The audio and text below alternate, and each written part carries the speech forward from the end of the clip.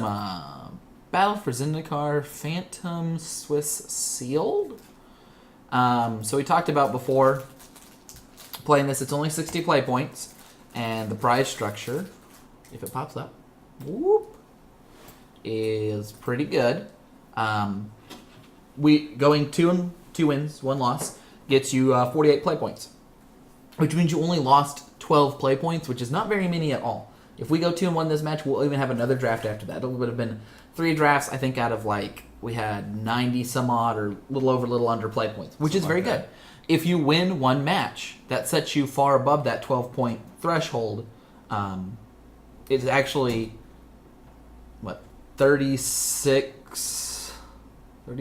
48 points. It's double that, duh. It basically buys you 2 more drafts, usually, if you had any before. So you don't have to actually, I think the math works out somewhere, you have to be win rate total around 60 or 70% not to buy tickets for a long time. So we want to go back to that. If you're looking to play Magic Online for an experience, I think that this is the best overall because you can play the most matches. Yep. If you'd rather play draft, you can work your way up to using these play points to play more matches. Draft and Sealed do play differently. They have different nuances to them.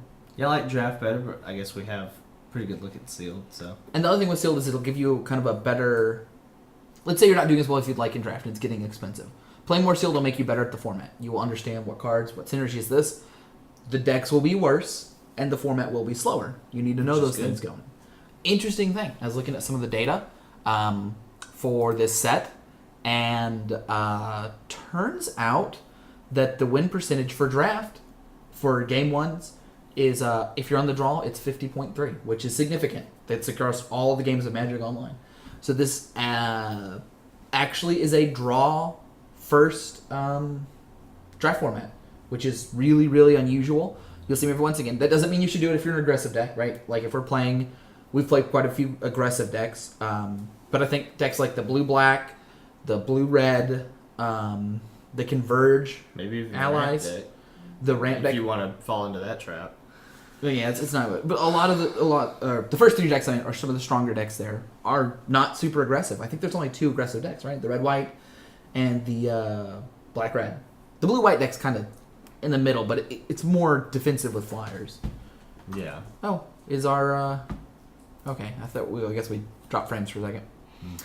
Halfway there, but that's not something you normally see. I'm not saying that you should pick draw if you're still more comfortable playing first. You can make that decision. But if your deck is a little bit slower, but not too terribly slow, it's good to go for. There's a lot of factors in that, like the amount of card draw you have. So let's say that we're playing a blue-based deck with a lot of card draw. I'm probably going to want to play first because I can make up the cards. But let's say that I am playing the ramp deck, just like Brad said. The fact that I'm down a land drop usually means a little bit less because you can get ahead on the lands. Or if you're playing, let's say I'm playing a deck that has a lot of walls. I'm playing the blue-white flyers deck, and I have 2 of the 06s. I'm fine going on the play there, the draw, because I know I can probably deploy some amount of big things to slow them down. But if you're playing an aggressive deck, you should still play first. If you're not as comfortable, that.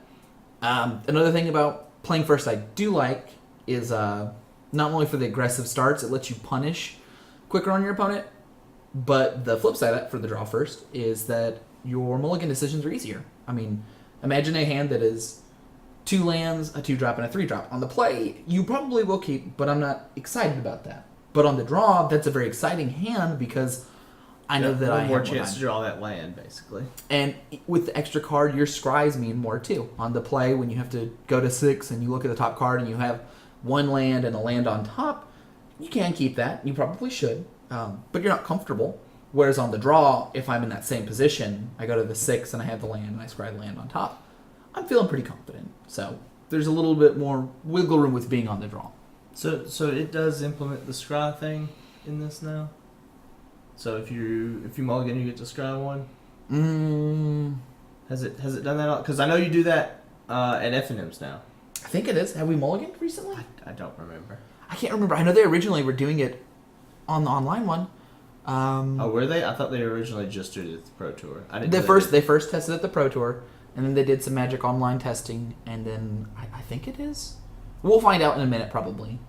Has it been that long since? I didn't realize that when we mulliganed before, though. Then we might not have. They might have not implemented it back onto Magic Online. I could be wrong there. But I was really impressed doing that at FNM, though. But yeah, in Paper Magic, the scry means quite a bit. It means a lot on both ends. But the fact that you have one more draw means that it doesn't make your scry mean more, per se. It just It is a little helpful, though. It is on both ends. But drawing first makes it easier to make mulliganing decisions. And because mulligans are better due to the scry, mulligans are even better when you have the scry and being on the draw than being on the play with the scry. So we're just waiting for one more person. This last person's taking a minute. Hip Hop is Dead is here. Oh, did we drop frames again?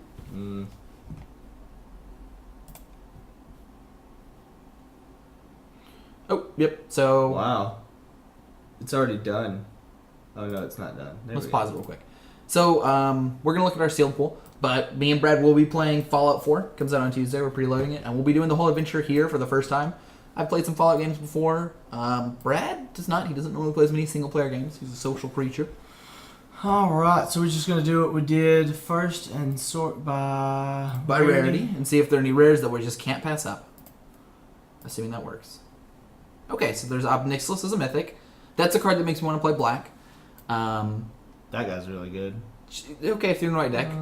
Gruesome Slaughter's a little harder to play. So we've got... Endless One's pretty good. We've got... Campy's whatever we happen to choose. Oh, yeah. We've got Endless One and Obnixilis. Those are the only two that I really, really like. Yeah. All right, let's this sort of guy's pretty good, though, isn't he? Nah, she doesn't pump herself. She's just 6 mana, 3/4. Oh, okay. She gets +1. She is flying. She's fine. She's not... If we're playing black, we're probably playing her. Probably. All right, let's display it by color, and then we'll go through and then decide which of the cards we consider unplayable. So let's move the 2 multicolored cards into one stack, and then cards you think are unplayable for each color, just put in that middle stack. All right. Well, I'm gonna move the good ones here because I just need to look through each one of them. All right. So this I don't like. Giant Mantis is fine. All right. That's good. Watcher, yeah, that's fine. I think we're out on Natural Connection. We don't have ramp targets. All right. That's fine. It's just a decent creature. I'm not up on Call of the Scions. Okay. But I am up on Snapping Gnarlid. And Oran Reef is fine. Yeah. And then we have some sideboard cards. Okay, so green is okay, but not exciting. Yep. And so turn against, we really like that one. That's probably not going to get played. Violet Aggregate, I'm A+ on. Yes, I like that card. I like 3 this Valakut. Valakut Predator and the Invokers are nice. Are good. So a lot of good 3 Landfall drops. good is fine. This guy's good. This is okay, the first one. Yep, and this is pretty good. It's probably going to end up sideboard. I don't really like this card. No, I don't like plenty ones. Alright, let's put the next stack in that empty stack. Alright, so these are both good. The first Demon's Grasp is good. I don't like that. You don't like this guy? I don't like being a 5 mana 3/2. And then Demon's Grasp is fine. We'll put the second in the sideboard. Mindraker's pretty good in Sealed. Yeah, that's pretty good. I'm out on the Dutiful. I'm out on Voracious Null. I'm in on Malachor Familiar. I'm in on Grave Birthing. I'm okay on Tringress. Yeah, I wouldn't play 2 of them probably in the main. Altars Reap and Bone Splitters. I'd probably play the Bone Splitters. It might get cut later. I'd probably play the first Bone Splitters and the first Altars Reap. But we'll put them in this pile, but I mean, this is just the preliminary cut, so. Alright, let's look at blue. Blue looks pretty good. Alright. But small. That's fine. I don't actually know what that card does. Let me turn on the preview. Yeah, it's a 3/2 that bounces if you process. It's either really good because you have the cards to back it up, or really bad. So we'll assume it's good for now. I don't like the Converge cards. I'm definitely out on those two. I'm in on Hidecaller. I'm in on Sky Spawner. I'm in on Benthic. I'm in on Tightening Coils. I'm fine with those. And then this is a great sideboard card, but it will be in the sideboard. Yeah, let's look at white. And so let's see. That's good. So I'm in on both Stasis Snares. That's great, actually. Sheer Drop, Encircling Fissures. White's looking pretty good. White and black are both looking really good. Tandem Attack is fine, but if it's you're on okay. We'll put it in the sideboard for now. Stonehaven goes there too. Serene Stored goes there too. Goes in that life gain deck, which we don't have. I'm not excited about that. I actually like Cascaders, but we'll put them in the sideboard for now. That sideboard. Okay, so the rest of it's just okay. Yeah. Okay, so let's look at the multicolored cards and the colors cards. We've got all this in the sideboard, all this in the sideboard. No, you misclicked it. I misclicked it. Yeah, here, oh, let me that's move it good around stuff. real quick. Or you got it. Alright, so this is good stuff. And then this is the stuff that's in the sideboard. It did not like that for some reason. Yeah. Alright, Okay. so let me move these around real quick so that people can see them a little easier. So we can see Alright. the stacks and maps. Alright, so we're going to do it by each color. These are the white cards we considered that Brad looked at and thought he would play easily. And then we have red and green. There we go. So Those are looking the at this- decent cards. this is pretty even. One thing to notice, I think white has the overall highest power in having 2 stasis snare or sheer drop, so True. we're going to want to play that.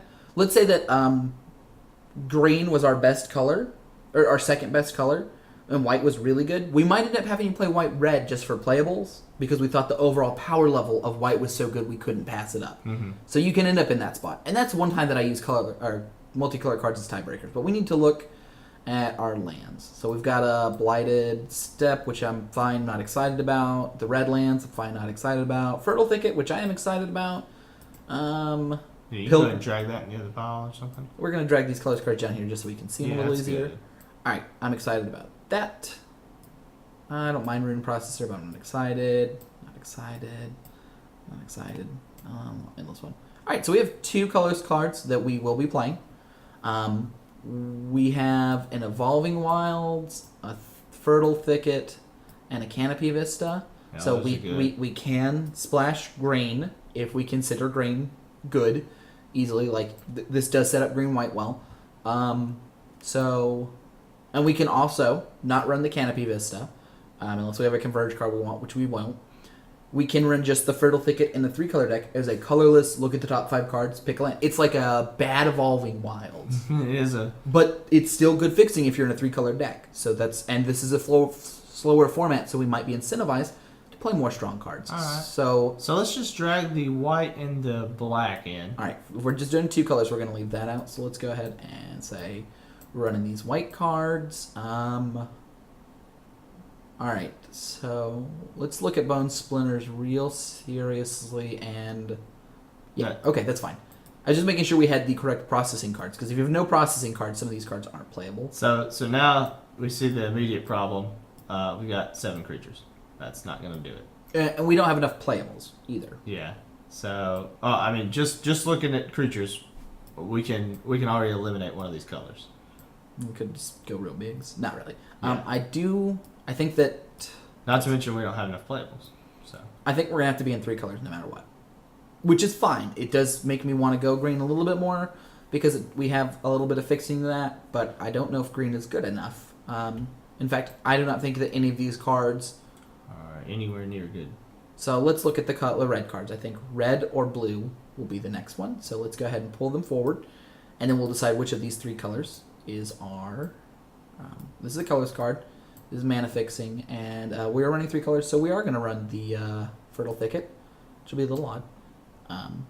So there are a lot of tiebreakers for me wanting to be green-white, and they include the Canopy Vista and the Grove Tinder Druids, but there's just not any green that's exciting.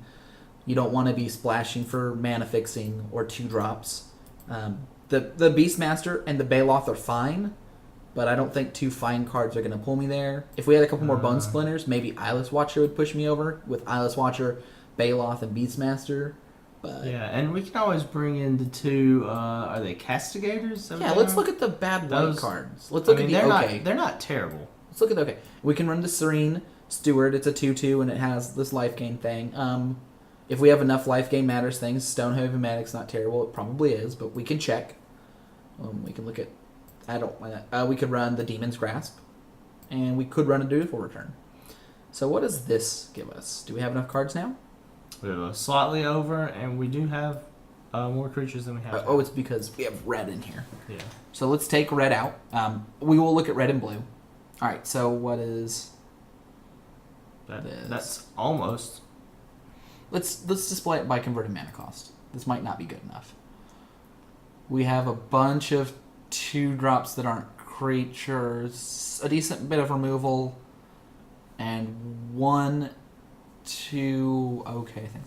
I think with Pilgrim's Eye, Evolving Wilds, and Fertile Thicket, we'll be rewarded to play more powerful cards because we have a little bit more mana consistency. So let's do that.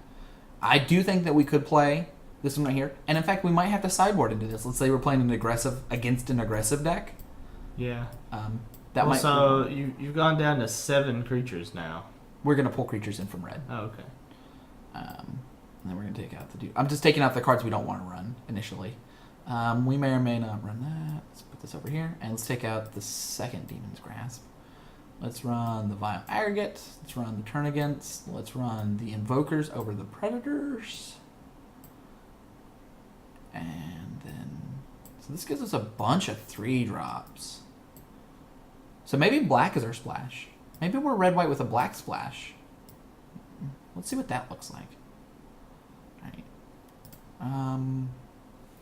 So... We only have one double black card that I would be willing to get rid of, and that's the Overseer, which is fine. It is flying, which is nice, and all this other stuff. But what are we cutting then? I think we're cutting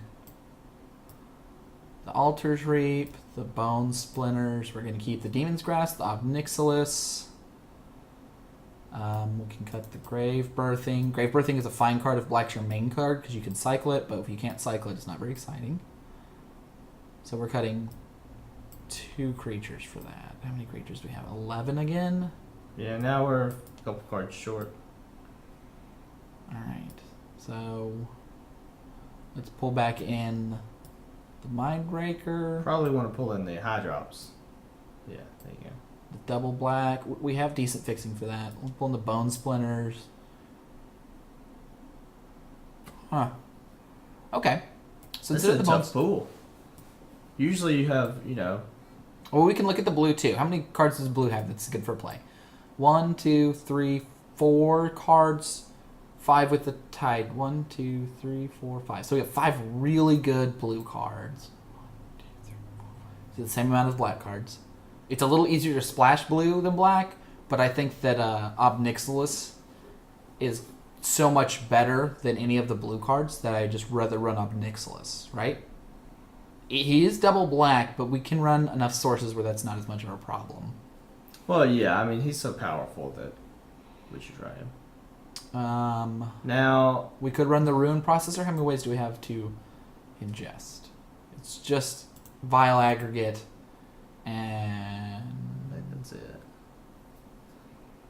Okay, so maybe we do need to find another body in another color. It's not you might want to put the 2 Castigators in. I mean, they're 3/1s. They'll trade up usually. Well, I think with adding red, we are a much more aggressive deck. So maybe we are an aggressive beatdown deck. So let's look. What does an aggressive beatdown deck look more like? With a splash to add a little power later. One of the Demon's Grasp, I guess, or maybe the Familiar. Right. So let's see. We're white-red. So let's run more stuff here. Let's display and sort by converted mana cost. Let's get rid of all the black that's not powerful or late. That is converted mana cost. Oh, okay. All right. So we've got. All right. So. What's the Familiar do? Which the Familiar? Black and the 3-drop column. Oh, it's a 2/1 flying Death Touch. Oh yeah, that's good. Yeah, that's good. All right. So let's say we're just running the 1 double black card, so we don't usually get stuck on that. This also means we can run the Blighted Step, which I like. Yeah. All right, and now we're running a fairly aggressive deck. Let's let's look at our creatures to non-creatures. We only have 14 creatures, which is worrisome in an aggressive deck, you know? Mm-hmm. We might not have enough creatures that are aggressive to run that. We do have a lot of removal. Like, a ton. Sheer Drop can be a creature. It's not normally. Encircling Fissure, same thing. We've got a lot of really good removal. Yeah, I mean, Obnixilis is basically removal. Like, the only card that's not down here that's not a removal spell, we have 2 tricks, and then a card that cycles itself, which we'll probably cut. Then we have 2 pieces of premium removal, 3 pieces of subpar removal, and then we have Encircling Fissure, which can be really good. So let's see if there's any other cards up here we want to actually play. See if we have any red or white creature. Might want to sort them by color again. Down here? No, up Up top. Okay. Might help you. All right. We also have the option of we can run subpar black creatures, but more importantly, we can run some of the bigger guys and run 18 lands. We probably should run 18 lands anyway with 3 colors. Yeah, you're definitely right there. So we could run one or two of the Devastators. It's fine. I mean, we do have a lot of 5-drops. I'm just not sure if we want to or not.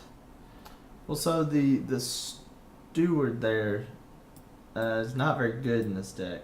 The Steward's better than the other 2-drops, just because we incidentally have 2 ways to gain life, which I still think makes it better than giving all of our guys. I think the Castigators are... Oh, the Castigators are probably better than the Serene Steward, but we're running multiple 2-drops. If we're aggressive, we could just run some more big cards. Yeah, I don't think that's the way to go. And some more exile cards. So we could go lighter on the red or the white, or we could make white just removal and get rid of the 2-drops and run a bunch of 3-drops in removal. So the... It's a tricky pull. There's definitely power in it, but it's figuring out which way it's supposed to go. I don't particularly like running the big drops with the amount of 5-drops we have. Yeah, and really. The amount of 5-drops and what are they called? Awaken cards adds a lot more flexibility to that. So let's just go from here and make our let's cuts. just get the cuts done and then Fix the mana up. So Okay. let's see, what's Angelic Gift? Angelic Gift is a card that cycles in our deck. It's here. I'll open the display. Oh, okay. It gives something flying, correct? And draws a card. Yeah, you just play when your opponent's tapped out. Do we have anything that's particularly good with flying? There's a bunch of okay cards with flying. I don't mind cutting that. We don't want to cut creatures, so sure, we can cut that. And then we need to cut 2 more cards. Okay, so my thoughts here, we can either cut Demon's Grasp, because we don't need that much expensive removal. We've already got quite a bit. With a cheap deck like this, I really do like having 2 combat tricks. We'd really like to get one. We can't cut any of these. Oh, you know what? There's one more thing to consider here. If we're going to be a beatdown deck, the green is good for beatdown. We could run 1, 2, 3, 4, 5, 6, 7 good green beatdown cards. We've only got 2 minutes, so... Maybe we cut the black, which just gives us Obnixilis, but it fixes our mana a lot better. Let's look at that. I don't think we have time to explore that, Daniel. Yeah, we do. Let's let me do it real quick. I'm not going to talk about this much. I'm just going to put it in. Okay.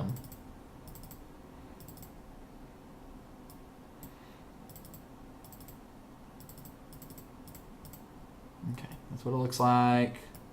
I'm going to get this preview pane out of there. I have 29 cards. Let's cut all the not great cards. And then we will be... Alright, so we've got good 2-drops. Let's go ahead and drop the... Stalwart, probably. The blade rolls. A little bit. I think we want all the 2-drops we can get.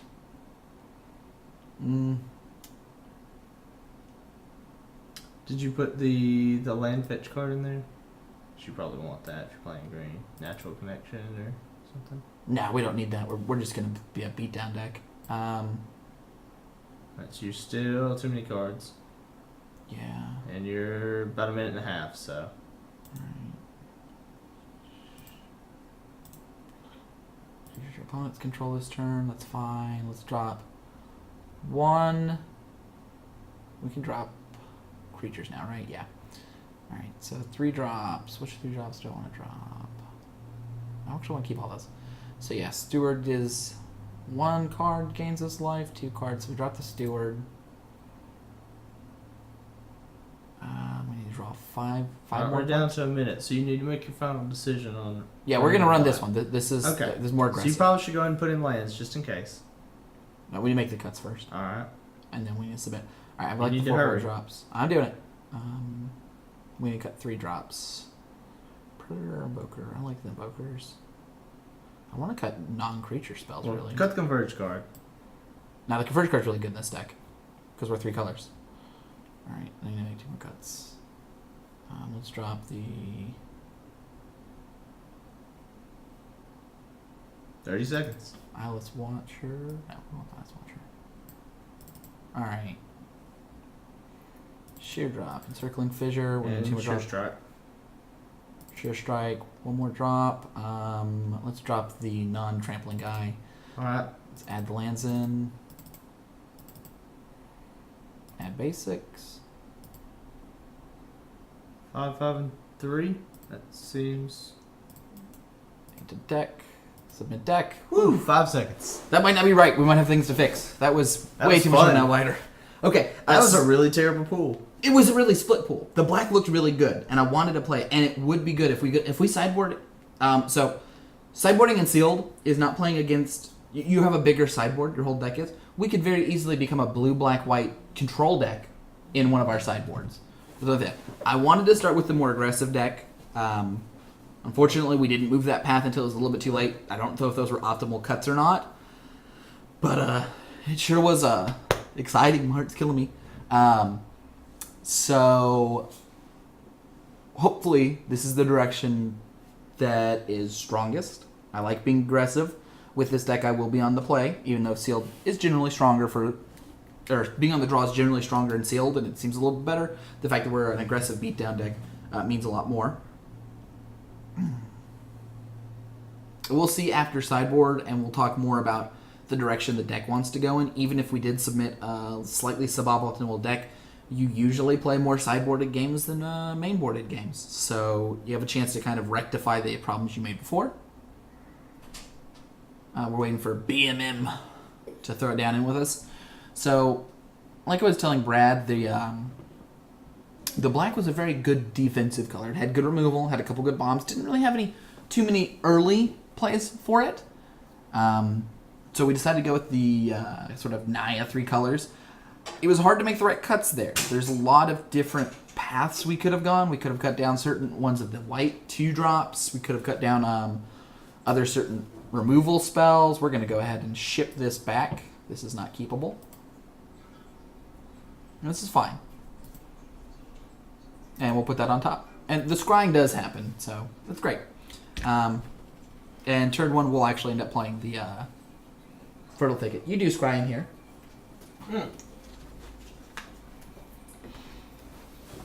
So we're going to play that. We're going to hope to get white mana off of our Fertile Thicket. So we're going to turn 1 play the Fertile Thicket, and then we're going to go Ornery into the Tunnel and Geopede. And then hopefully we're going to fall out with some of these Quarter Griffin and other guys. Oh, we're going to draw the Fertile Thicket? Yes, and we scried. We scried that to the top. And we're hopefully going to get a Plains? Hopefully. And statistically fairly likely. Looking at the top 5 cards, about a 3%. I'd say about 1 out of every 2. Yeah. We did not get a Maybe chance one out of to really examine the deck as much as we'd like, since we spent so much time looking at different builds. And that can be one of the trickier parts. The faster you can identify in the format what you're looking at helps out. Also, not, I love streaming. That's why we're here doing it. But it does slow you down. You are talking through this stuff. Daniel actually talks this much anyway, so it doesn't actually slow him down any. Alright, so maybe our opponent is double queuing? Let me check something real quick, guys. Hopefully they will return to play the game of Magic with us. Yes, it'll be very boring if they just time out for the next 22 minutes. Well, they decided to keep their hand, so that's something. I wish we had print screened our cards so we could look more at them as we're going. We'll do that on the next sideboard time. A big part of that is sealed has a lot more sideboard flexibility. Now, in draft, the sideboard is more important than your main board for the most part. That seems weird, but you play more sideboard games than you play main, right? You play more game 3s. In sealed, you're running multiple different decks. Me and Brad looked at white and black at first. We had a white-black deck we decided not to play. There's a white-black-blue controlling deck we have where we run a bunch of removal, the black bombs and removal, and the blue bombs and removal. And I had considered that deck mildly, and we might go into that deck.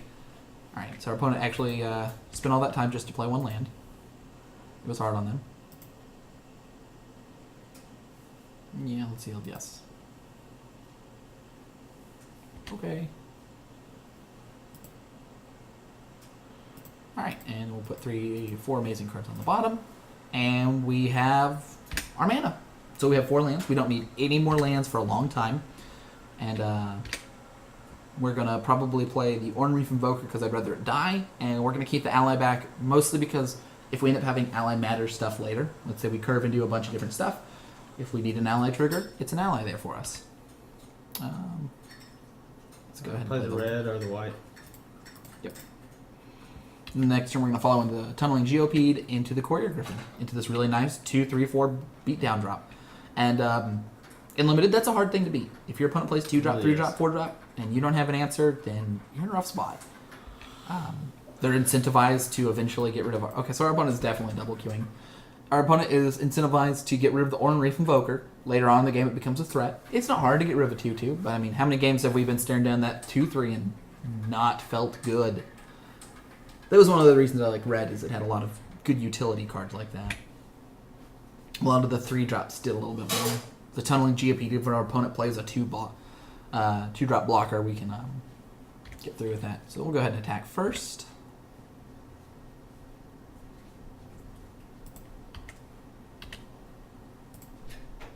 And follow with our Tunneling Geopede. And leave it to our opponents. Alright, and we're going to be playing the Courier Griffin over the Eyeless Watcher.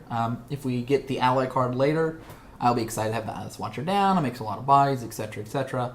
But it's a card I would have considered cutting more if we didn't have the Pump ally. Oh, our opponent's ramping out with stuff. So we might pick up a more... there might be the Converge deck as well. Alright, let's go ahead and play our land. Now we could commit 2 bodies to the ground. That is more power. But it takes away our first strike trick. Yeah. And they are both allies, by the way, so if you play them 2 separate turns in a row, you'd have the first strike. Yep. So you probably just want to play the Griffin. Yeah, and it's a really good point. We also have the ally that gives a +1/+1. If we had 1 or 2 more allies, it'd make a big difference, so we're waiting on our opponent. They're still double queuing, so... we talked about the pros and cons of double queuing. I don't find it worth my time. Sometimes I get lost. I don't have as much focus in one game as I would prefer, and that's why I don't double queue. I mean, you don't usually play 2 games of Magic at the same time in real life, so I don't understand playing it on the computer. It's a little bit more... You get a little more bang for your buck, but the real problem I have with it is Magic is a very complicated game, and I need all of my mental resources on just one game, knowing my opponent's playing, etc. I can probably play 2 games at once, not on the computer because the interface sucks. Could you play 2 games at once as well as you can play 1 game, though? Probably not, but nobody can. I just don't... I mean, I can understand, like, browsing the internet for cat pictures while you're doing this, though, not really paying attention. I'll do that for less important things. But when I play more Mir Vig matches, I do that pretty frequently. Alright, so... I guess our next turn... Well, I mean, our next turn is pretty scripted if we don't draw land. Oh, our opponent sheer dropped. That was nothing... I mean, I don't think that's really getting them anywhere, though. Yeah, let's go ahead and attack for 4. And then I think we're just going to play... Do we play the Eyeless Watcher, or do we play the 2 guys that are more likely to get through? they're not playing anything, so you can just attack, and then we can decide, right? Yeah, but they don't have. There's no combat tricks for just blue, so we should think now. So the Eyeless Watcher makes what? 3 1/1s. 3 1/1s total. It's less power, and I think also it's just too vulnerable. I think I'm going to go with the double allies. We do lose the ally trick. But Eyeless Watcher is usually a better defensive card. It has a couple of cool combos with our deck. But I like getting these 2 guys out because then we can just swing again with all of our creatures. Yeah, there's 1 Watt, so... Oh, never mind. Then Eyeless Watcher is a much better play. Okay. And we're just waiting for our opponent to... Well, actually, you might want to go ahead and get the 1 Blade Whirl out so that you can play the other one next turn. Play one and then the other? Yeah. Or you could just play the Atlas Watcher and then play one, then the other later. I mean, Yeah. it doesn't matter. If they're not going to play anything, they're going to lose. So. Well, they did answer one of our threats, and they did, gain a land. I don't know if our opponent's playing quick enough when they're double queuing. Something else to be aware of when you're double queuing is you need to be able to do it in a way that you have enough time to play 2 matches. If they take 15 minutes to play game 1, if they lose game 1, they're going to be so they have 6 for us. In a really rough spot. We're going to leave just the mountain open. All right.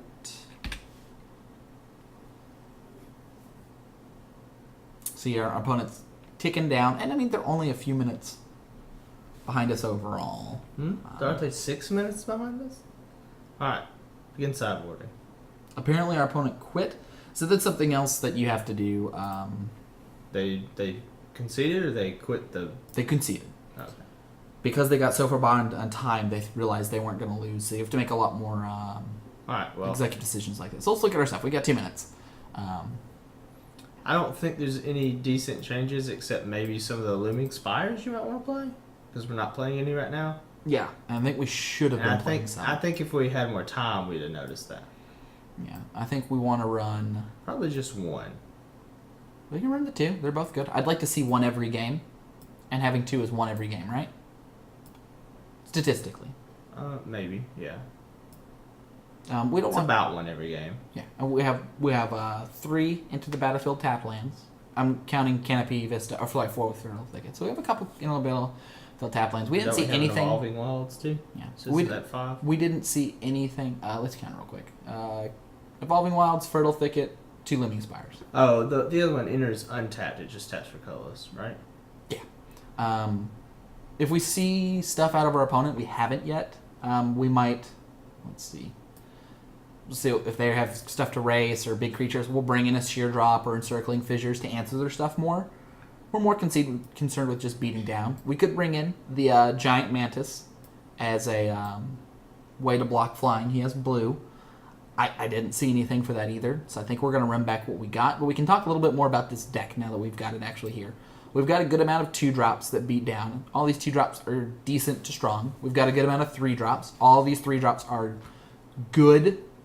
Or actually, our 3-drops are the best part of the whole deck. Our 4-drops are fine. I like Grove Tender Druids with the amount of allies we have. We've got 1, 2, 3. Is this an ally? No. 3, 4, 5. We have got 5 allies, which is decent ally sub-theme. Infuse is actually a really good combat trick. It gives a lot of power to something, and putting that on a Pilgrim's Eye or a Vile Aggregate adds anything. Yeah, but with evasion, it's even better because those tokens stay. And we've got Endless One to go anywhere on the curve, whether we have it as a 2, which is unlikely. For us, it's usually a 3 or a 4, or a 5, or bigger. Yeah, I mean... But we can really sandbag it for a long time, unless we're behind.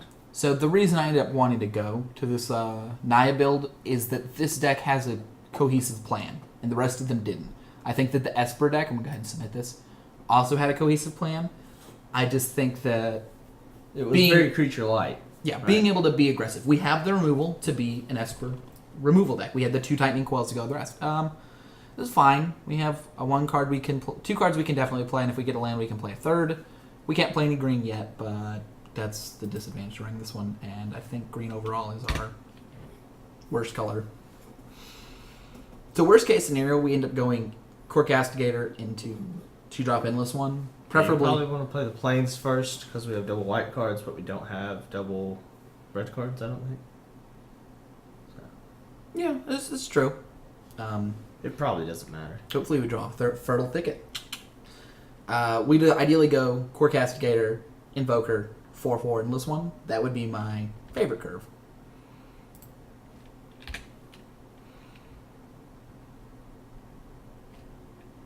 So Endless One is a very good creature. It doesn't always have a home. People had it rated higher than I would take it now, knowing that in draft you're usually playing decks that are synergy based, and it has some synergies, but it's not super. All right, well that's a little unfortunate. Core Cascadator does not match up well against the Cliffside Lookout. Nope.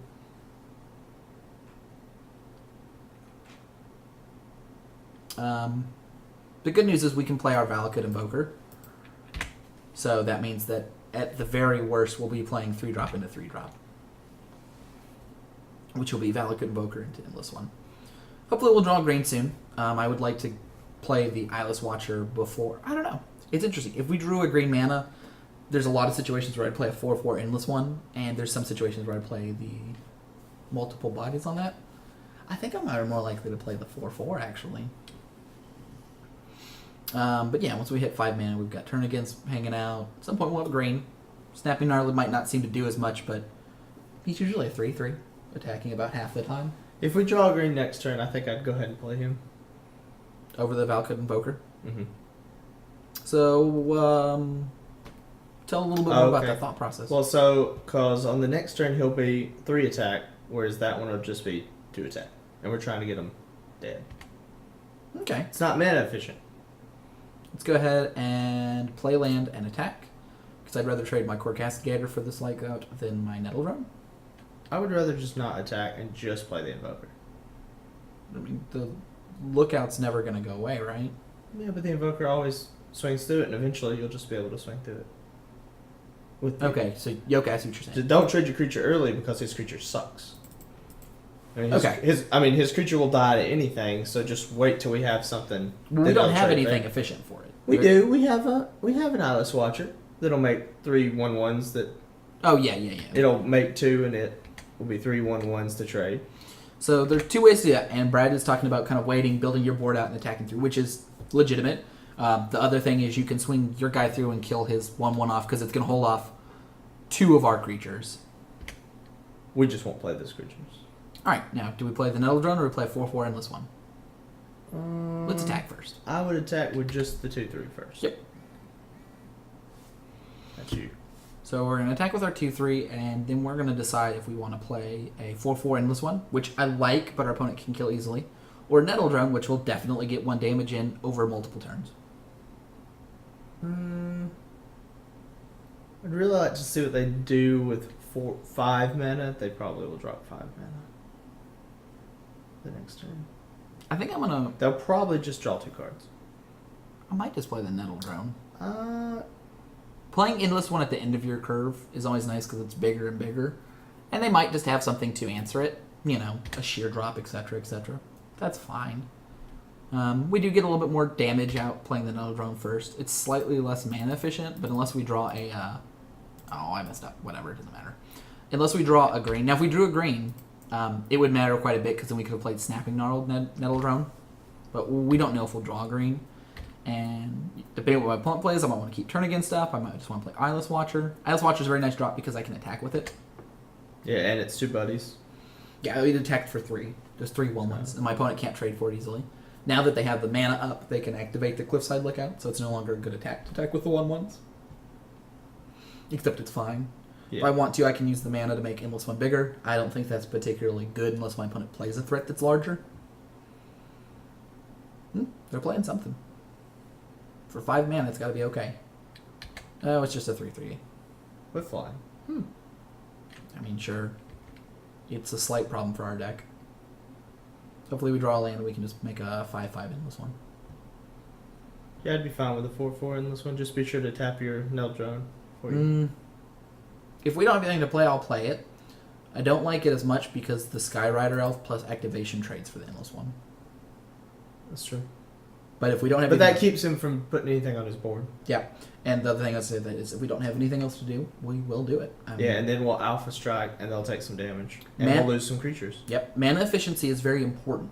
Using your mana as effective as possible. There are plenty of games where you'll have more cards in hand and you'll die because your opponent played all their cards. If we drew a forest, it's interesting. I don't know if I play the Eyeless Watcher or the Endless One. If we had 5 play mana. the Eyeless Watcher and then use the 2 mana next turn, the 2 mana creatures to make the Endless One a 6/6. Or 7/7, I guess. I don't know if they put them all in or not. Him just being bigger than his biggest creature +1, but maybe. We're still waiting. It depends mostly on what our opponent does. We have a lot of 7/7 is, pretty reasonable Eldrazi. So. Well, why don't we just get rid of his creature and swing for 2? Or do you want to play the 4/4 Endless One? we could attack with all of our creatures, see how he blocks, and then stasis snare the Skyrider out. No, that's not very good. Nope. I'm going to play the 4/4 Endless one, and then next turn I'm going to attack with the 4/4 Endless one into his Skyrider Elf, and then when he pumps, I'm going to get rid of it. If we draw the combat trick next time, then we'll be in business. Okay, let's go ahead and tap that. And let's go ahead and F6, because we're not attacking. We can attack with the 2/3, but I think it's too free of a block to block with your 3/3. There's not a lot of 1 damage effects here. And Or we're tapped out now, so. well, yeah, before we could have done it beforehand. Yeah. I had not planned attack. That's why I made that decision.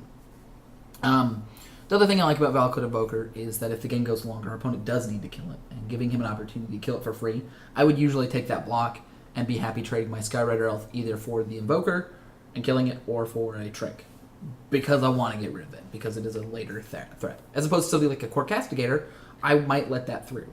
He has the cliffside lookout, so he probably wouldn't. Okay, we're still waiting on our opponent. And let's keep in mind that we have to tap the Nettle Drone at the end of his turn as well.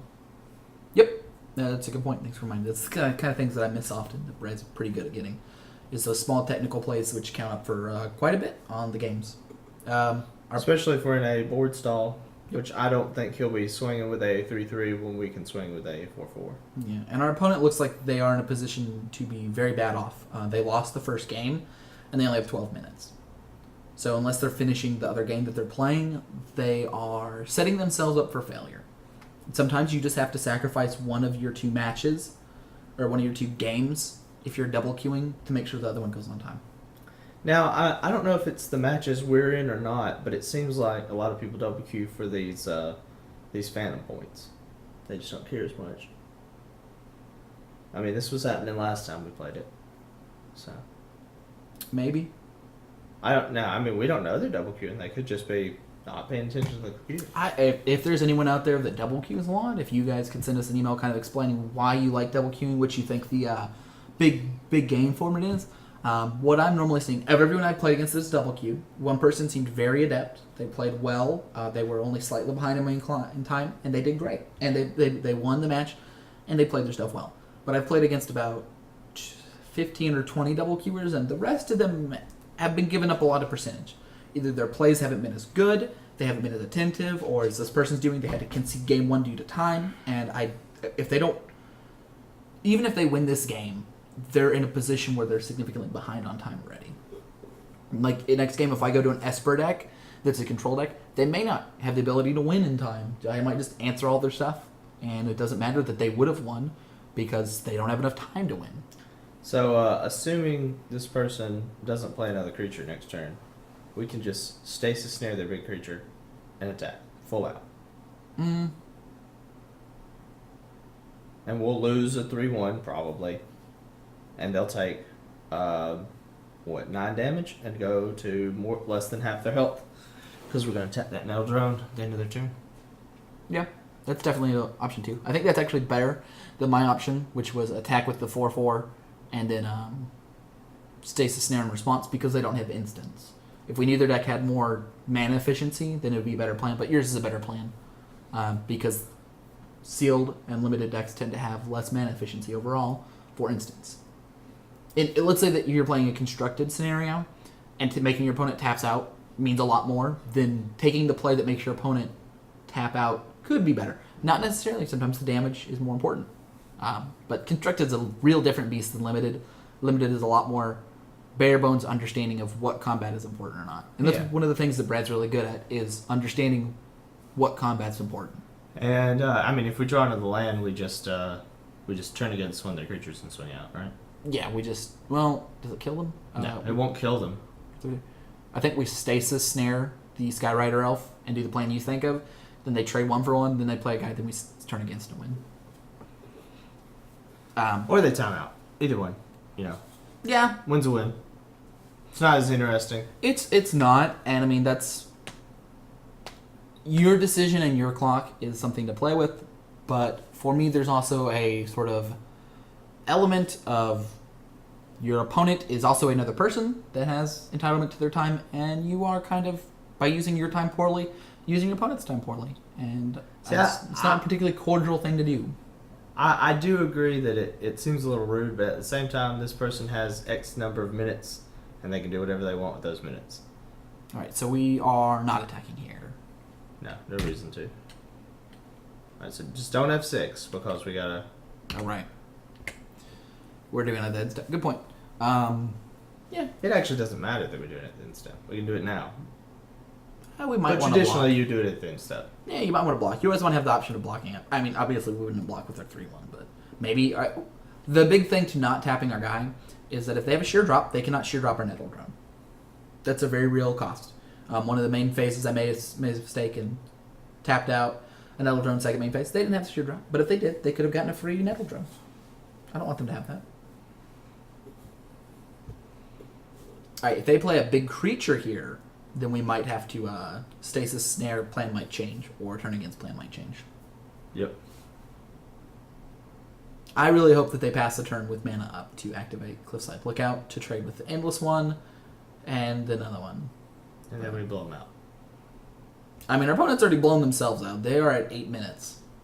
There's not a lot of cards that are going to come back from that. Natural Connection was not on the list.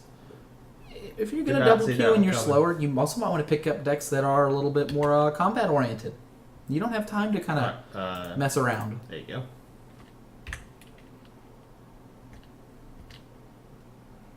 Hey, we got it all. All right, let's go ahead and Stasis Snare and attack. See, they've got 3 lands, none of which matter. Yeah. Nope. Those colors don't, like we talked about before about knowing your combat tricks, there's no relevant things except for Growth Swell, which is +2/+2. So he can trade with one of our 3 drops. That's it. Yep. Which he can already do, so.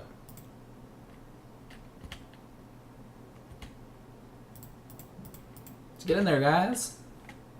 And we can... Nope, we're going to second main phase play a Snapping Gnarlid. Not F6.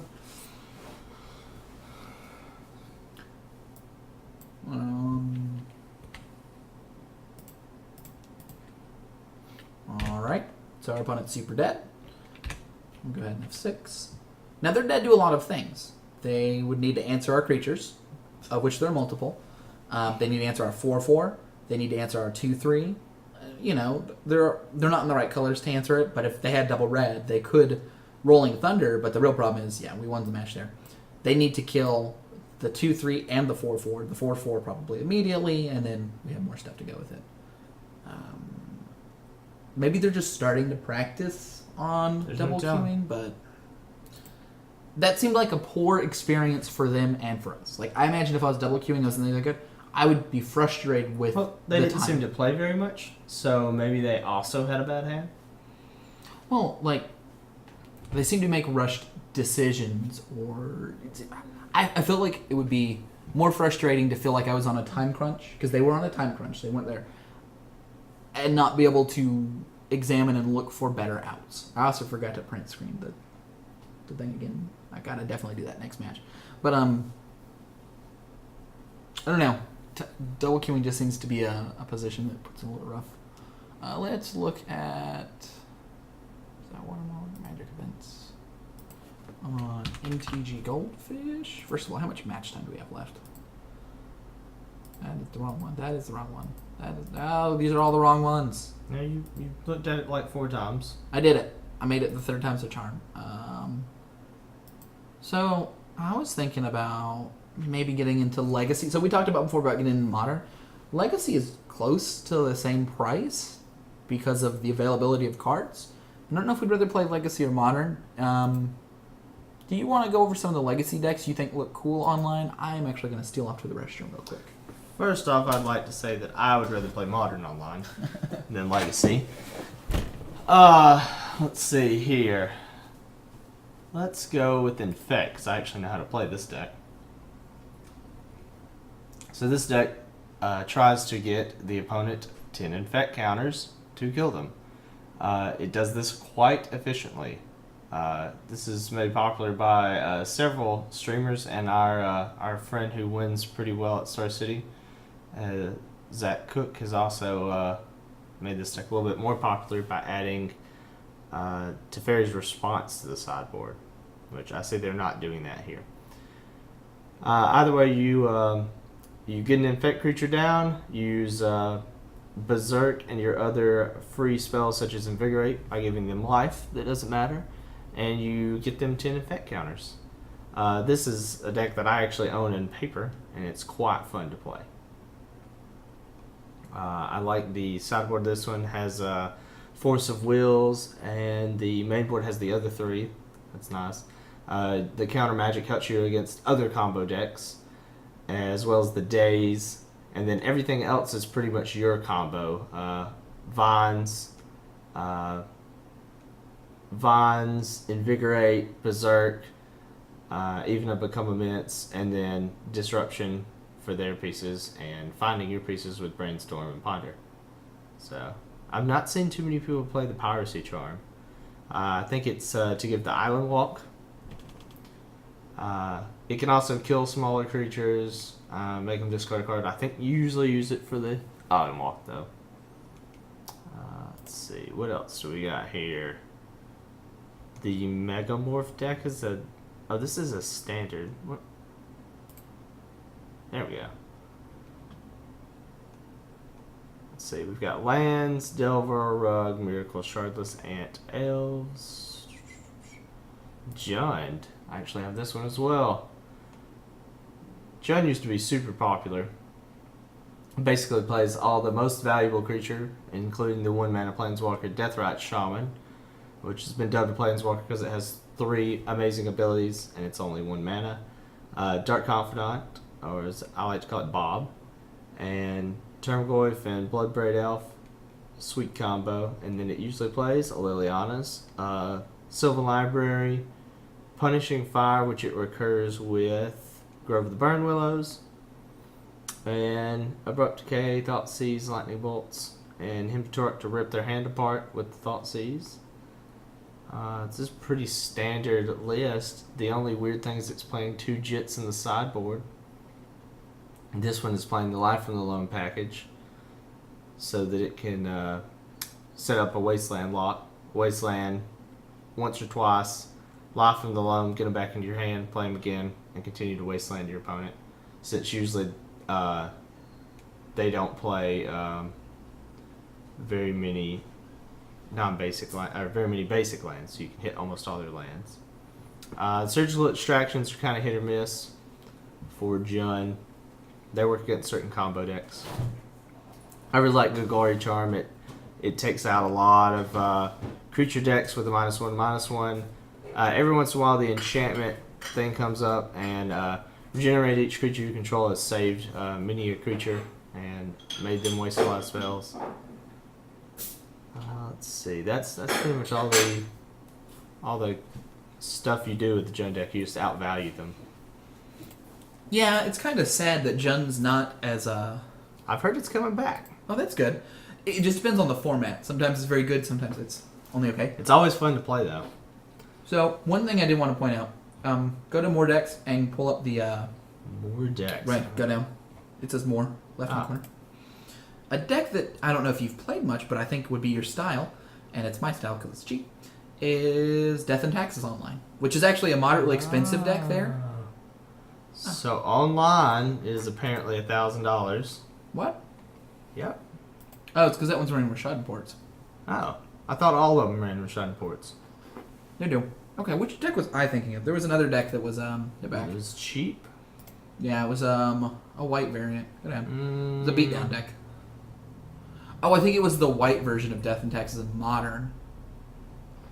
Modern Death and Taxes is like an $80 deck, and it's still pretty good. But yeah, Let's look at that real quick. Yeah, sure. While we still wait forever, it's under More Decks, I think. We'll eventually get there. Nope, this is all of them apparently. Okay, we must have missed it. There's Taxes. Hulk Footsteps. That sounds awesome. It's a Protean Hulk based deck. Okay. No, so maybe we missed it. We can play U White Ironworks. I know how to play that deck. Ironworks is the rebirth of eggs. So second size eggs decks. It's not as good though. It's a little slower. Maybe they don't have it listed. Dubious. So, can we sort by percentage of metagame? Doesn't seem like we can. It automatically is. Oh, it automatically is. That's awesome. Can we automatically sort by price? Probably not. That said, I mean, most of these are pretty fair. Let's look at some more modern right here while we wait for our next match to come up. So I know decks that we were happy with Affinity. I really like Affinity. I liked Affinity a lot too. Affinity is 374 chickens. That's not bad. It's cheap for how good the deck is. How much is it in paper? About twice as much. Which is normal. It's a little bit less than that. I think some of the What are cards they are doing better. with their Affinity deck? It's pretty standard. This one's It usually a is pretty stock. standard. They're actually playing the X Champions, which I'm going to go back to playing. I cut them for a little while because of the metagame. No. They're running the Aether grids. There's 2 Aether grids. It's interesting. I actually do like the Aether grids. I didn't find any matchups where they were great when I Other played than the Friday Mirror? Night Magic. Never played the Mirror. I think they're for the mirror. It might be. They're for the Mirror, or anytime they turn off all your artifacts with the Yeah. Innistrad card. That I never remember the name of. Stone they're Silence. playing the Blood Moons. I don't like the Blood Moons. I find that my lands are way more important to be creatures than cutting off their lands, and I like playing 3 Whip Flayers. Yeah, the sideboard's pretty flexible in it. The real thing about the deck that's tough is it's hard to run more than 2 or 3 of a sideboard slot because it's so hard to take that many cards out. Like, looking at the main board, let's say you're running this list. Let's say you are running 15 cards that could go in the sideboard against a deck. How many cards can you really take out of this deck? Because it is a synergy-based deck, you can't take out too many. Let's say you had 5 good sideboard cards. How many can you take out? You could take out... So 1 or 2 basically what you end up taking out is you take out a Mimnot or 2. in an Ornithopter or 2?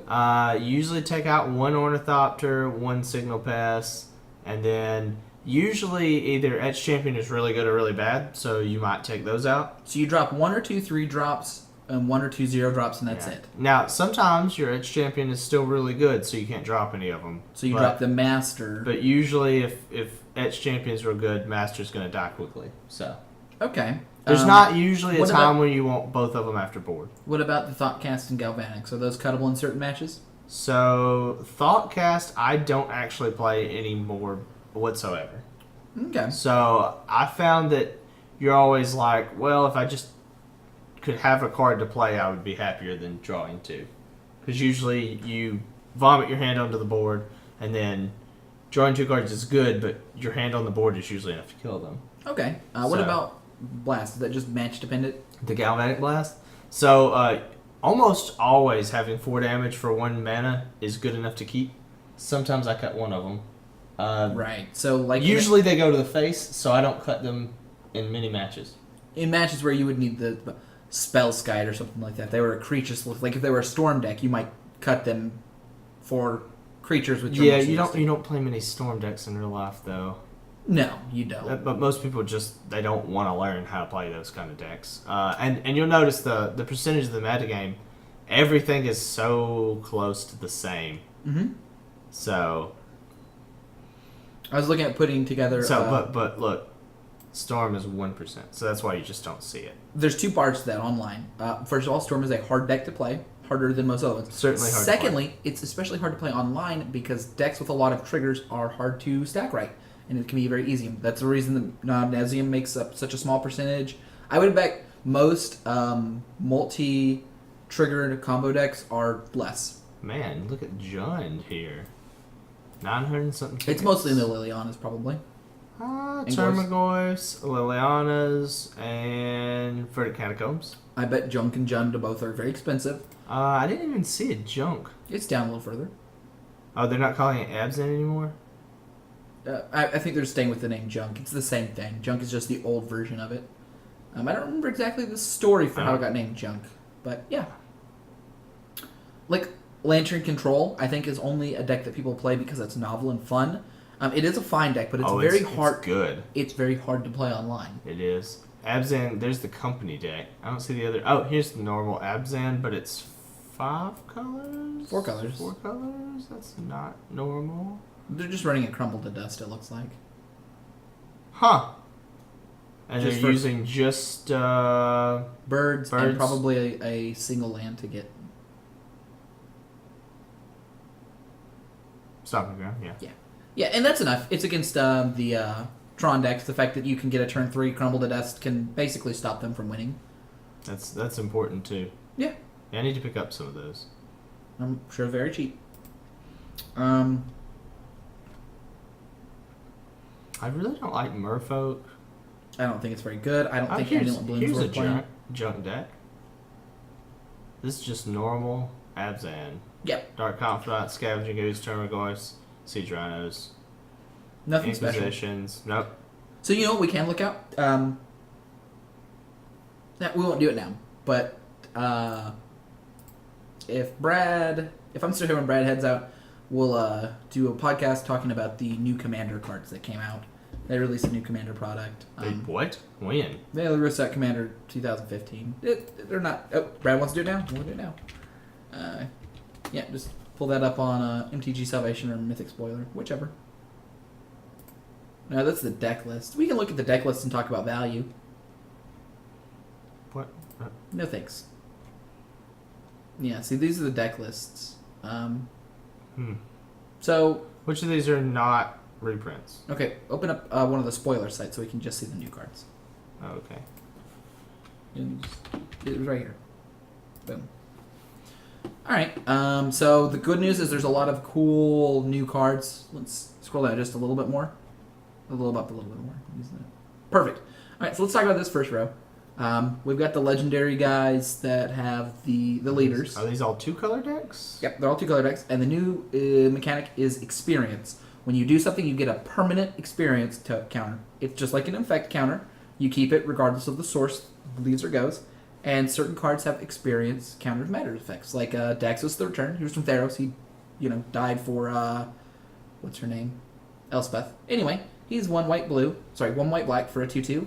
Legendary creature, zombie soldier. So he runs that commander color. Whenever you cast an enchantment, you get an experience counter. You'll notice that all these cards have different ways to get experience counters, but your experience counters all stack. So if you had a 5-color deck, all the experience counters would work for all of the different people. 1 black-white, put a white-black spirit enchantment token onto the battlefield. Its power and toughness equal number of experience counters you have. So if you counted, 2 or 3 enchantments, you get 3 3s, etc., etc. You want to read Mizzix of the Ismagus? It's a goblin wizard, which I prefer. Yeah, it's 2 blue red. When you cast an instant sorcery spell with greater mana cost greater than the number of experience counters you have, you get an experience counter. Instants and sorceries cost 1 less to cast for each experience counter you have. That's really cool. So if you play your 1-drop spell into your 2-drop spell into your 3-drop spell, and they all cost colorless and a blue, they all just cost you 1 blue because they're so cheap. So it's a combo-based deck. And if you were running a general that was 4 colors or 5 colors, you could run both those together, and you could have an enchantment sorcery instant based deck, which sounds awful. But, that's a decent example. I'll read the next one. Mirren of Clan Nel Toth, 2 green-black for a 3/4, which is pretty stout. Human Shaman. Whenever another creature dies, you get an experience counter. Hey, that's easy. You control. At the beginning of your end step, choose a creature in your graveyard. If its converted mana cost is less than or equal number of experience counters, turn it to the battlefield. Otherwise, put it in your hand. Very simple and pragmatic. You don't have to do a lot of hoops. I think that's the simplest one, but it's also a little bit boring. It's like a bad version of, or better and worse version of some of the other sort of green, black, either white and red, but some of that green, black, rebirth, death kind of stuff. You want to tell us about the Disciple? Double Strike Vigilance, I like that on. 4 for a 3/3 Double Strike Vigilance. That's pretty good. When you cast a creature spell with converted mana cost 5 or greater, you get an experience counter, and he has +1/+1 for each experience counter you have.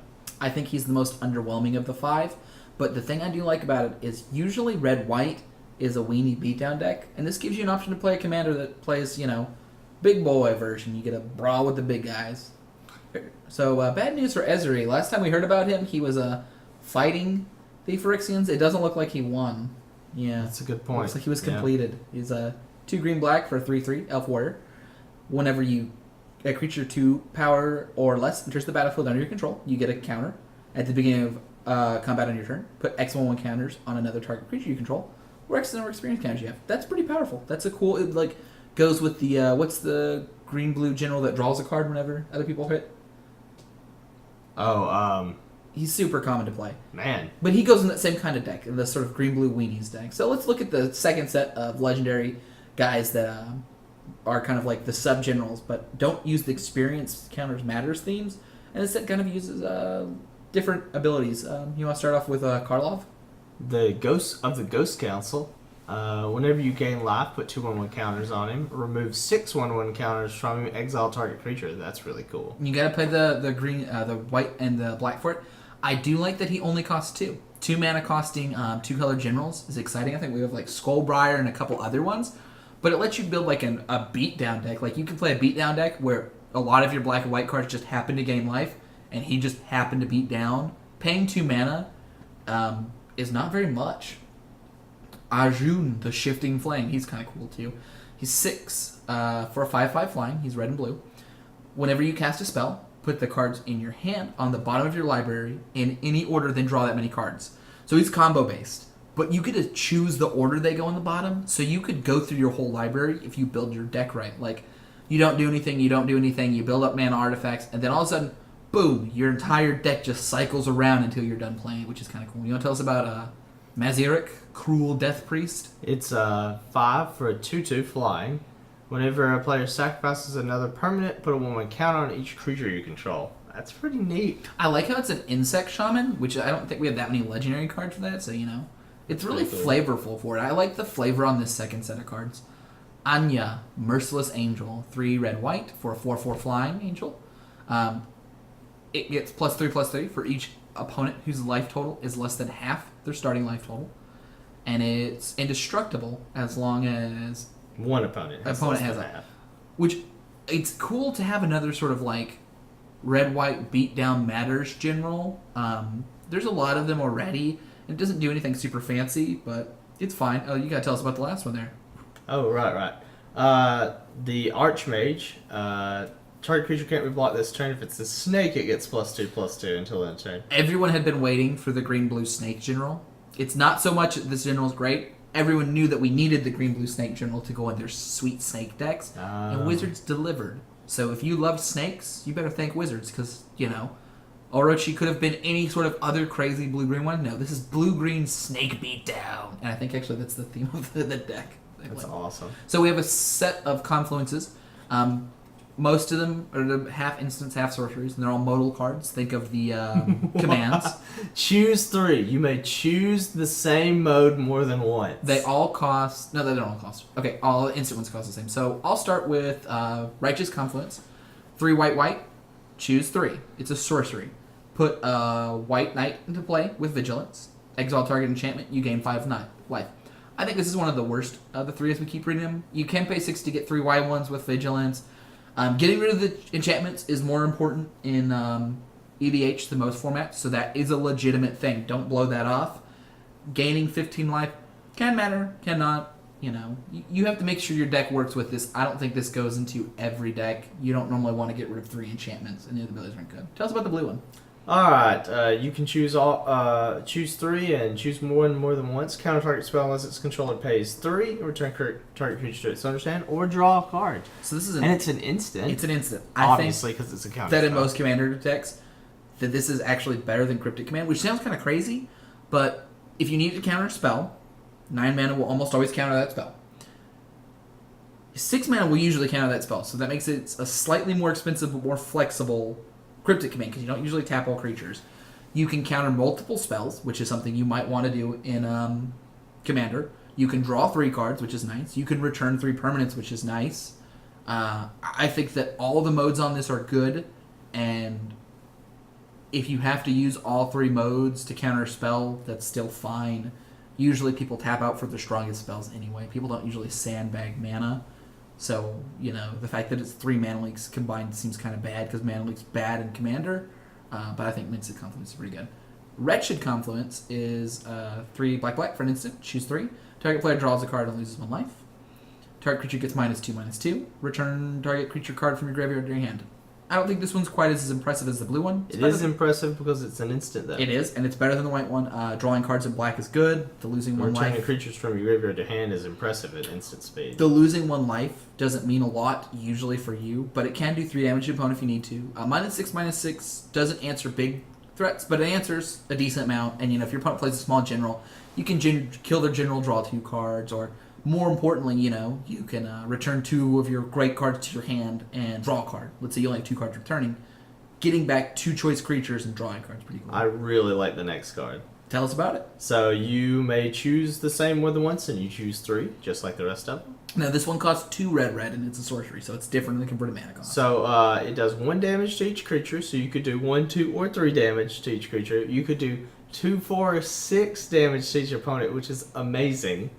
And destroy target artifact, and you can do it 3 times. That's kind of the default third ability for red. I think it's good, though. I mean, if you're playing a deck with your opponent and you're running a way to make a bunch of 2/2s, you can kill all their 1/1s. You can do 3 damage to all creatures, which is a really good safety valve in a lot of safe red decks. And if you're an aggressive red deck, dealing 6 damage to everything or killing an artifact and dealing 4 is pretty good. I think Verdict Confluence is our last one here. It's 4 green, so sorcery. Put 2 1/1 counters on the creature. Return target permanent from your graveyard to your hand. Search your library for basic land, put it into play tapped. So I actually only like the middle ability. The good news is I think that the middle ability is actually good enough to make the card good. Triple Regrowth is a good enough card, which is important because those other 2 abilities are pretty bad usually. I might, in my Mega Green ramp deck, use the bottom ability some, but in your Doubling Season deck, though, you get to use the top ability and the middle ability to get your Doubling Seasons, and what's the other card that does almost the same thing back? Yeah. We have the fixed Doubling Season from the last set, and then we have the one from Innistrad, right? Yeah, we have those 2. So, I can't remember I will the say names that Fiery and Verdant are sorceries, so I think that they're worse than the blue and the black one. I think the white one is only okay just because the abilities are not so impressive. The Exile Enchantment's the best ability on that. I think I'm most excited about the black one and the red one. The red one just seems like it's a really good finishing card, 6 damage to all your opponents. Yeah, and if you're in a black-red deck, and if your opponent's making that matters, that is a lot of damage. If you're playing an 4-person game, that is 6 damage to 3 opponents over. And the Retro Confluence seems like it'll go in the most decks because getting creatures back from your graveyard is great, drawing cards is great. Yeah. All right, so let's talk about Myra. It's a new ability. Whenever a creature... Match has started. Oh, let's do that then. We'll get back to that in a minute. All right. Change places. So we have no white mana, but we do have 1 playable in hand. Is that worth it to you, Daniel? I mean, we don't really have much more to draw into. Do you think this is better than most 6s? It's probably better than most 6s. I think one of the reasons that we're not remembering the scry thing is we're pretty lenient on keeping hands. Just in this format. With Affinity, I mull all the time. Yeah. Hand got better. Yep, hand got a lot better.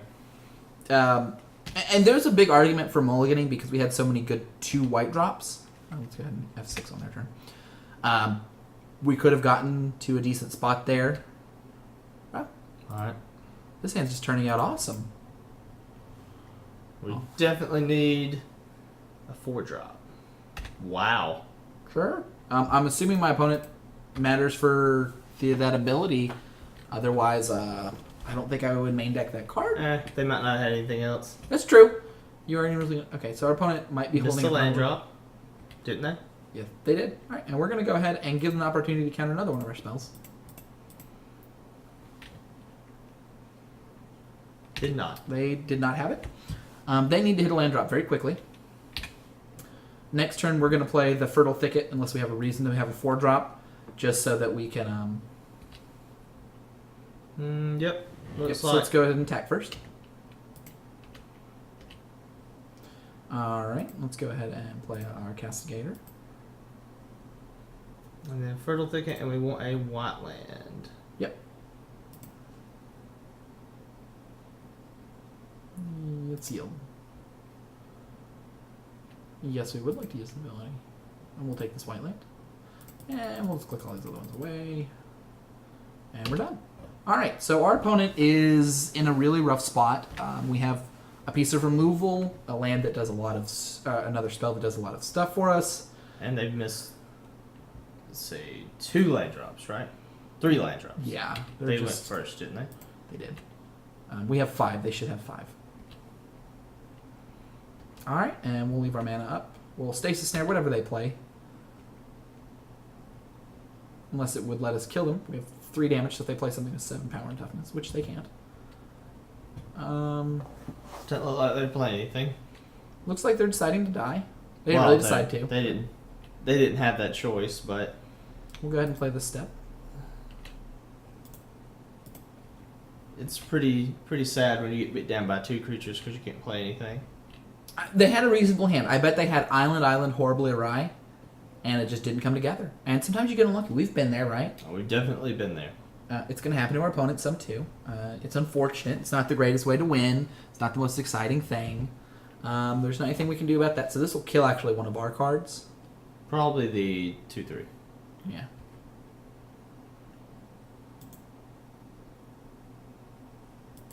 And so that horribly awry made a big difference. We're going to Stasis Snare it though.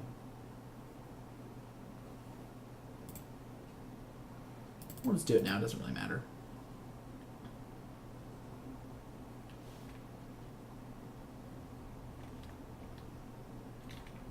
We'll have 6.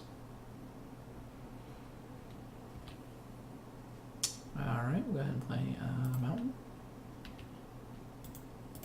We'll attack for 3. Okay. And turn against should finish off the game.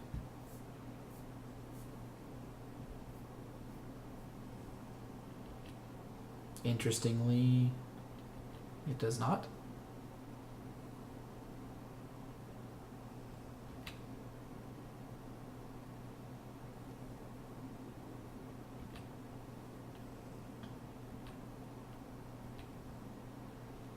Man, we're all just land now.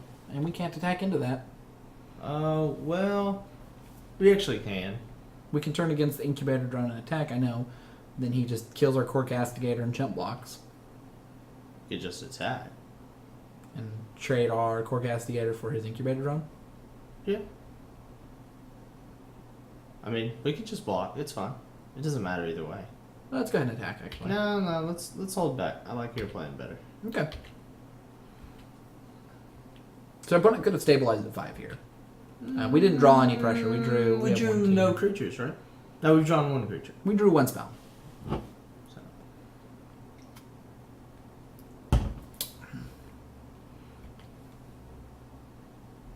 It's a bold attack.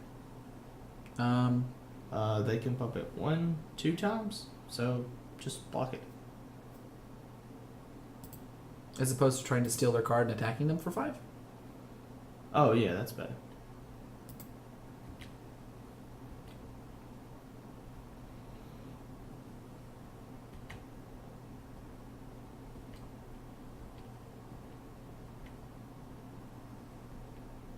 Yeah, I got Stasis Snare. Irony. Wow.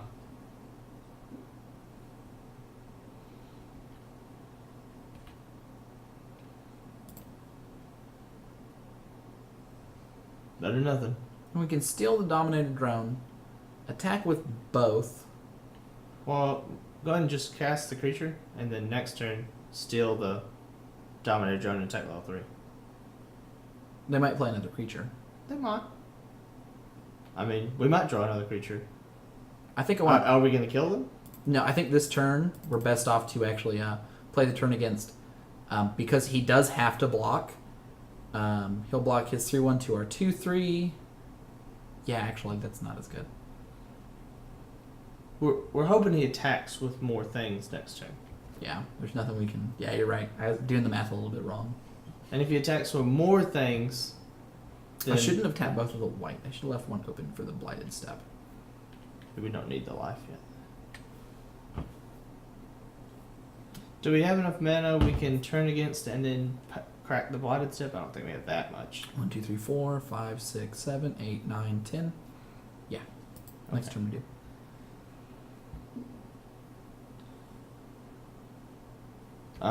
We've got a lot of cards to get us out. So. Yeah, we don't block. Nope. We hope they don't play another creature, but they might. What have we exiled? Pilgrim's Eye and Plains. Our opponent should have something to play them and playing lands. They're just leaving counterspells up now. Possible. Wait, do you want to try to stasis snare and attack?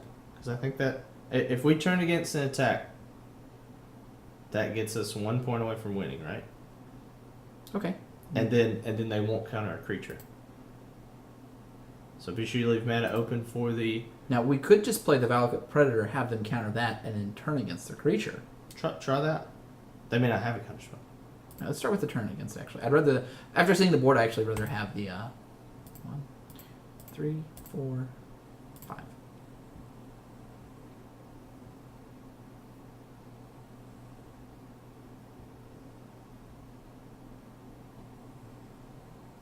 Brutal. That is brutal. So they countered it and got another creature. Mm-hmm. The good news is we now have a good blocker. We don't have any good attacks this turn.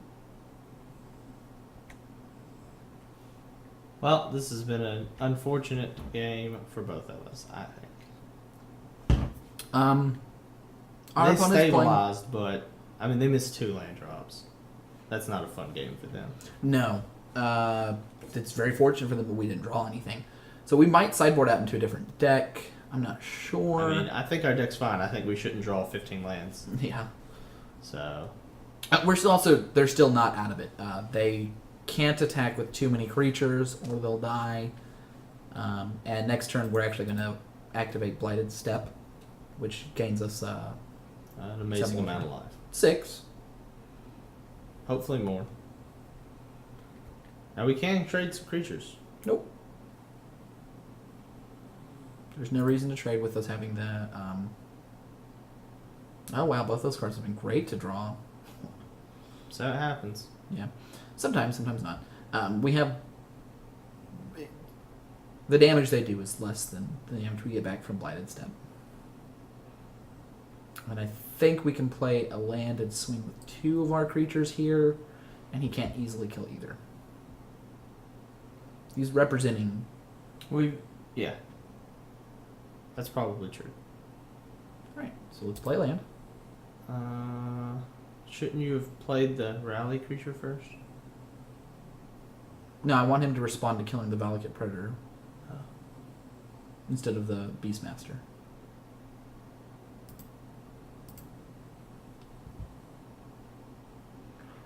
Alright. So we can't. 2, 3, 4, 5, 6, 7, 8, 9, 10, 11. Isn't that just enough? Yep. No, just 1 shot. We can tap the Lifespringer if we want. Oh, okay.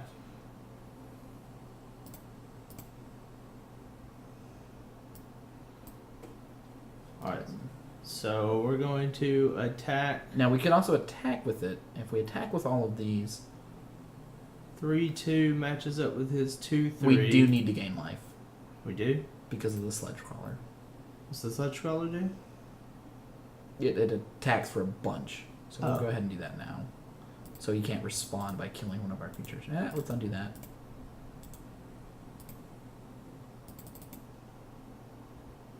And this is going to gain us 8 life.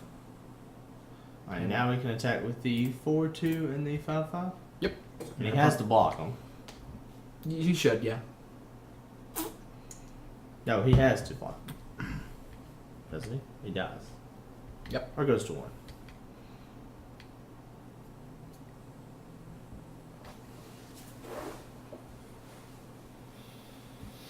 And now they're so far behind in the race. That was the reason I cracked it. It would have killed one more of the creatures, but the Sledge Crawler represents quite a bit of damage. Ah. They could have made it a 4/4 Right. and swung back for lethal, but now they can't swing. I mean, he can swing with the Ulamog's flying creature. Might as well.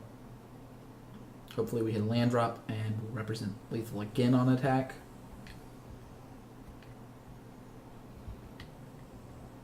Really, any draw is good at this point. Especially if it's an ally, right? Yeah. Oh, Sire of Stagnation. Nice. What does that one do? Whenever a land enters the battlefield under your opponent's control, you exile the top 2 cards of the library, and then the opponent draws 2 cards. Nice. Well. And we can't swing through it either. That's unfortunate. Yeah, we'll probably just lose to that card.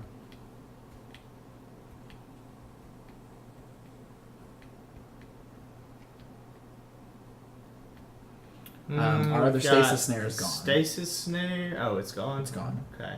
What do we have left that can handle that? I'm not sure about which cards we can.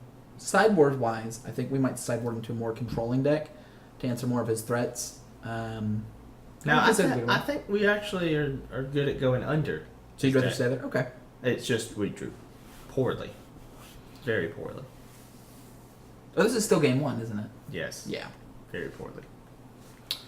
He's got a decent amount of 1-drop, so we might pull on Bullying Earth. I like it against the guys that make spawn tokens. What? And toughness yeah. creatures? Okay.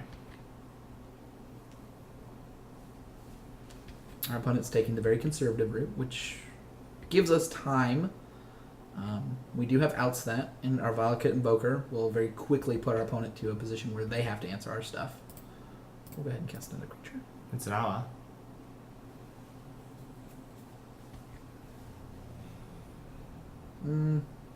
Doesn't particularly mean a lot, but we can attack our Beastmaster in. He probably blocks with something else. Well, he'd just double block. Then we kill whatever he double blocks. That's probably not worth it. No, probably not. It's holding back a lot of damage. We could save up 2 allies. I might should have done that. And then play 2 allies the same turn. I was thinking that. Our opponent's getting a lot of board state out here, though. Yeah, they just keep drawing stuff. And if we play a land, they're going to be way ahead. We need to make our land drop count if we're playing a land. Game over. Maybe. Let's see what else our opponent has.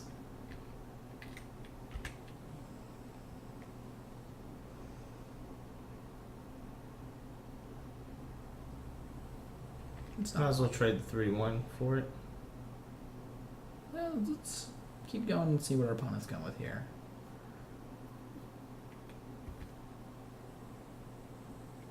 Courier Griffin might help. Our opponent has to answer it. And if we get a flying removal spell, I think we can race them.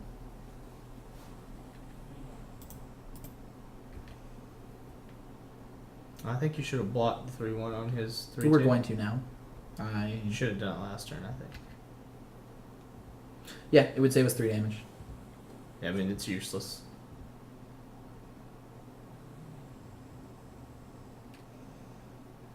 If I was my opponent at this point, I would actually attack all out. Really? And leave back the Oolong. That's not all out. I would attack with the Sludge Crawler, the 3-2, and the Sire. Because our land drops don't mean as much, and getting the extra damage and killing our creature off more. And then you have an incubator drone, 2 incubator drones back to block. We have 1, 2, 3, 4, 5, 6, 9 lands. It's not like we need more lands. We have 10. If we draw, there's not many things we can draw to get us out of this. A removal spell. What do we have? What's left? I don't remember. Do we have any red removal spells? I don't think we do. No. We don't have any more removal, I don't think. Oh, here we go. He's going for the Alpha Strike right now.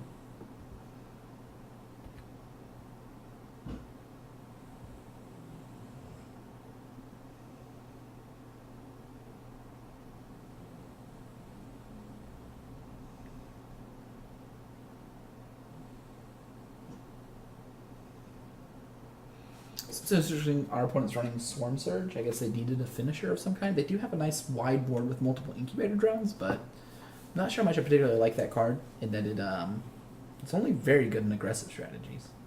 Okay, so they're attacking out. All right, so how much damage can we take? We can take. We're dead either way. We won't die this turn, but we'll die the next attack. And we don't have any board wops. All right. So I mean, you can try to trade some of our creatures for some of their creatures. If you just want to. no block.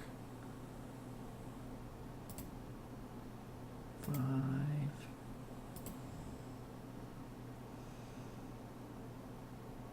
Yeah, we don't have enough. It's not good. I was gonna try to keep back the Valakut Predator to play the land and attack. If we had a combat trick or any way to do 1 damage, we'd kill him, but it's no good.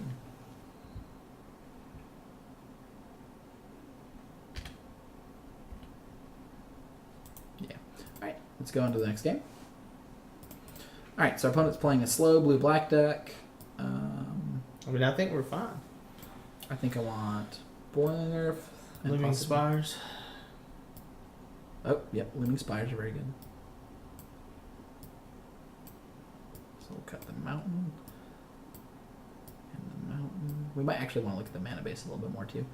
Alright, any of the green cards particularly good? We only saw 1 flying card, right? Yeah.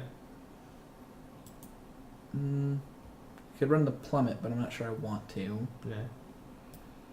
I mean, what are you taking out for those 2 cards? Alright, so I think I don't want the Eyeless Watcher.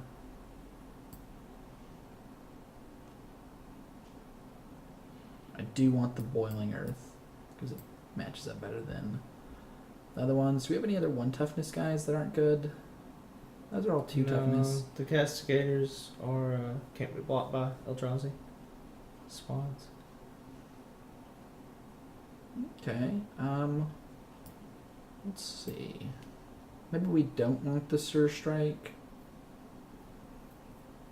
Yeah, we've already got 2 combat tricks. I'm gonna turn against this a little bit better. Let's make sure the mana's right. 1, 2, 3, 4, 5, 6, 7, 8 white sources. 5 green sources. 1, 2, 3, 4, 5, 6, 7, and red sources. 1, 2, 3, 4, 5, 6. So we could run another red source. And 1 less white source. 4, 5, 6, 7, 8. Yeah, I think we actually want 1 less white source and 1 more red source. We are unfortunately pretty split evenly on red and white. Yeah. Oh, wait, no. We do want that's the red or the white. We have Stasis Snares, double white, of course. All right, let's submit it. We're going to choose to go first and hopefully get into a situation where we can put pressure on early. All right, green, white. Yep, that's great. Turn 1, we'll get our mountain. And we don't have a turn 2 play, but we have the Valakut Predator into the Invoker at the very least. And let's go ahead and get our mountain now. All right, and then hopefully we'll kind of have a more even curve of what's going on. All right, I really like having this infuse. We can make an attack in a position where, you know, our opponent doesn't think it's particularly good or bad, but then 4 1/1 counters makes a huge difference. All right, I think we go with the Predator over the... I believe you're right. It's going to get countered, though. All right, well then if we think it's going to counter... Go ahead and play it, because you can't just assume they're going to have a counter spell. We can play the card we'd rather them counter first, though. See, yeah, if I thought they had it both games, though? They might be running more than 1.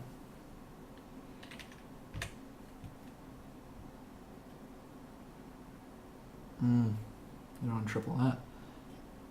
Sky Spawner's pretty good.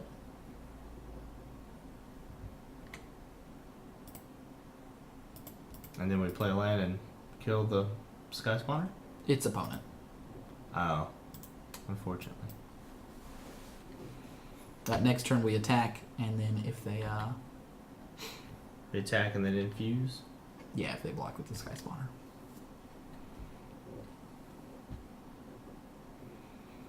If they tap out. If they're untapped, I might probably just play the Invoker. Seems fun. So, yeah, I would normally rather start with the card that I would rather them...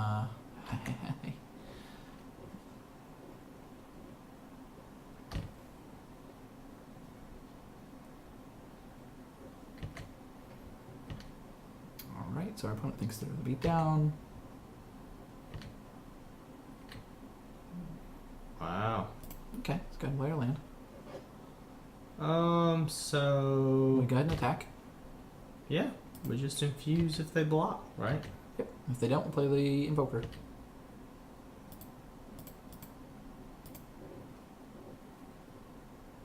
Oh, they're not gonna block though. It's a 3/2. Yeah. Alright, so our opponent might be saving the Scion for a situation to get out their big stuff earlier, which I will happily turn against.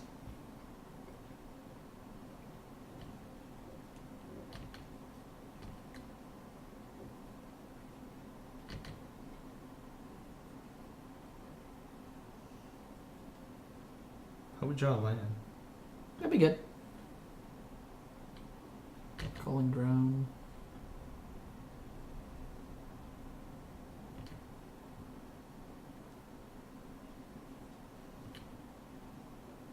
Alright, well, we can just play the Beastmaster, right, and attack? Yep.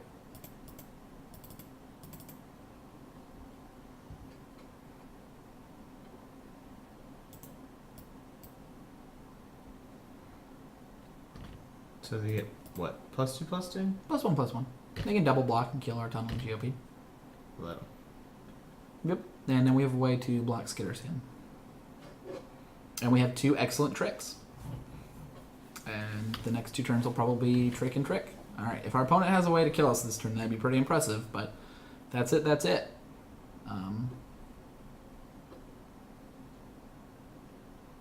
Sire of Stagnation. So we just, Attack and then infuse. we only can infuse for 3 though, right? Yeah, that makes it an 8/8. Yeah, but are they gonna block like that? Or are they just gonna take the free block? Or you just attack with the 5/5? I can also turn against his 5/7 and attack him with our 5/5, his 5/7, and these 2 creatures. He is at 7. Yeah, he has to block all of them. He can trade the tunneling GOP for the Sky Spawner. And then he'll swing back for... He could swing back for 9 though if he blocked correctly, right? It goes down to really low. Yeah, that's fine. Wait, that's an ally. 3, So that pumps 4, all your 5, creatures. 6. We can We're infuse. 1 mana shy, right? 1, 2, 3, 4, 5, 6. We can play the Brawl Whirl and infuse. Or we could... It gives them first strike. It gives them first strike? Yeah, that's not good enough. I think we turn against the Sire, and then attack with all of our creatures. Our opponent can then attack. They've got to block both of the 5/5s, so they lose 2 creatures. So they could not block one of the 5/5s. Okay, well they have to because the 3/2s will be attacking too. Yeah, but they can block the 3/2s and not one of the 5/5s. They only have 2 creatures they can block, Brad. Skitterskin can't block. Oh, I did not know that. Yeah.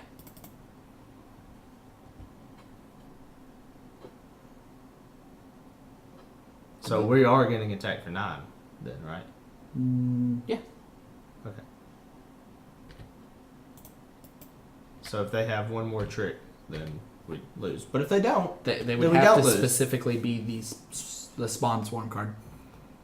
That's it. That's the only card that can save them. So they are trading there. Nope, They have to maybe block both of not. our 5/5s. They lose 2 creatures. They take 5 damage. They go to 2. They have to win this turn.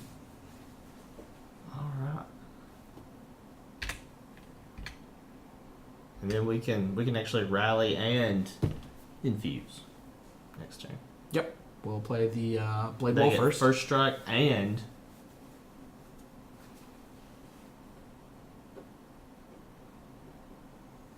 Oh, they killed themselves. nice.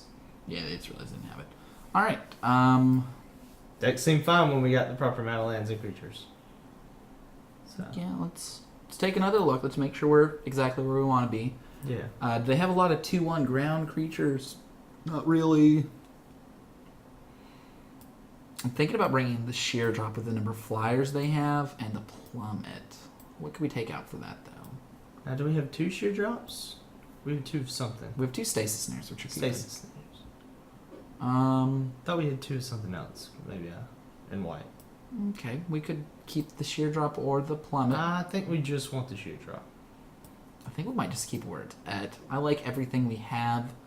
I like the Boiling Earth because he has a lot of 1 toughness creatures, but we really don't want to give up on that. Infuse and Turn Against have been very good, and Retrixie has to keep playing around, and the fact that we have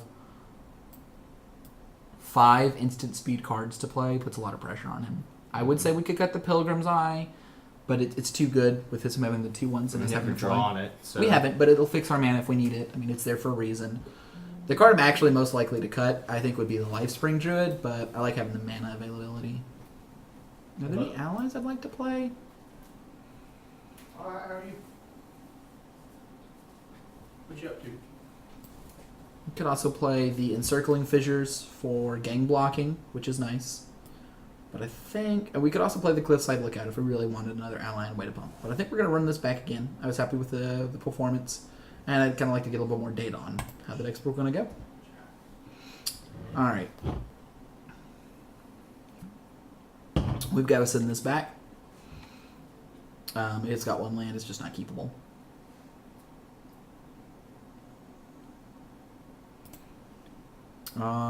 We've got to send this back. Alright, let's keep this 5-card hand. Looming Spires. Yeah.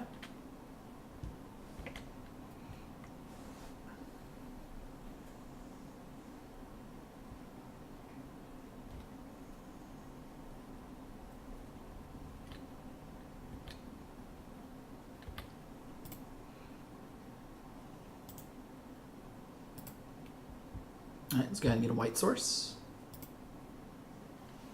And pass the turn. We're going to play the Orn Reef on turn 2. Can block the Sledge Crawler, makes our opponent spend mana to trade. They'll get their 1 Ingest in, which is a big deal.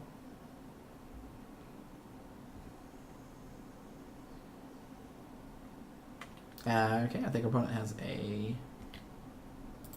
possibly a counterspell, but I'm still going to go with the Orn Reef. If it gets countered, it gets countered. It's unlikely for our opponent to have the 2-drop every time. Yep, they didn't. Next turn, we're going to play the Looming Spire. We might attack for 3, and then keep our Core Castigator back. And then we have our Grove Tender Druids, hopefully to kind of provide us someone once to help catch up. But this will be a tough one. 1 to 5 is statistically very unfavored, so we need to be aggressive. We want our opponent to die with as many cards in hand as possible to take away the fact that we didn't have very many cards.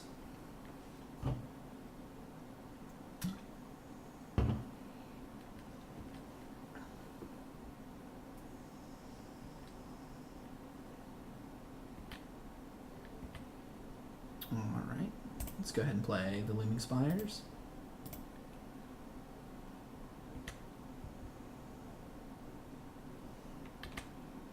And attack for 3. And then we'll pay 2. And drop our 3/1.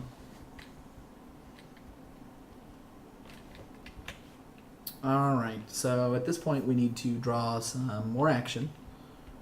Yeah, Skyline Cascade, keeping our Orn Reef tapped down for a couple turns. If my opponent either attack with both or neither, I think I'd favor being more defensive with me having less cards than them. I am down 2 cards, but we'll see where they go with that.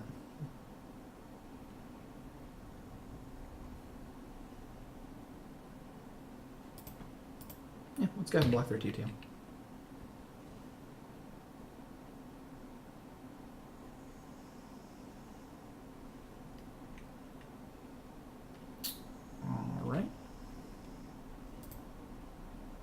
Alright, we're going to hold a turn. We're actually going to stasis snare the Sludge Crawler, and the next turn we're going to do Grove Tender Druids with its ability to get us another card.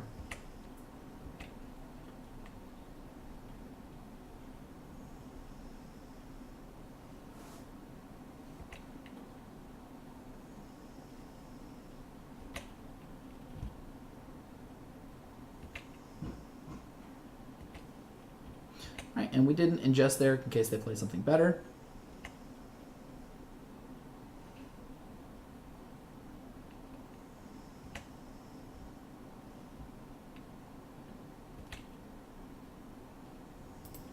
Alright, and I actually still like taking the guy that grows. Just because it can get out of hand. The incubator drone's always just going to be a 2-3.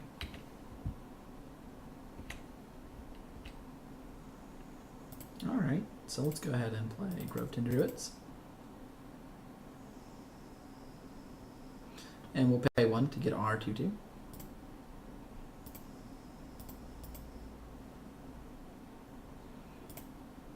And yeah, we'll pay. Alright, and we got a 1-1. We can't really attack into the 2-3. But if the game goes long enough, our Orn Reef will become a 7-7. Now, the problem is if our opponent gets their Sire of Stagnation out again, it will be hard to fight through that.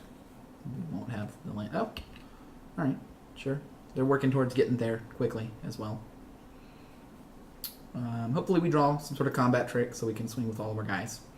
Infuse would be really good. But even the tandem tactics would be fine as well.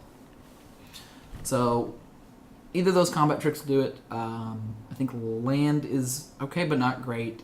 We really want to get to 8 lands before the Sire of Stagnation. Otherwise, it's just you can't play land through it.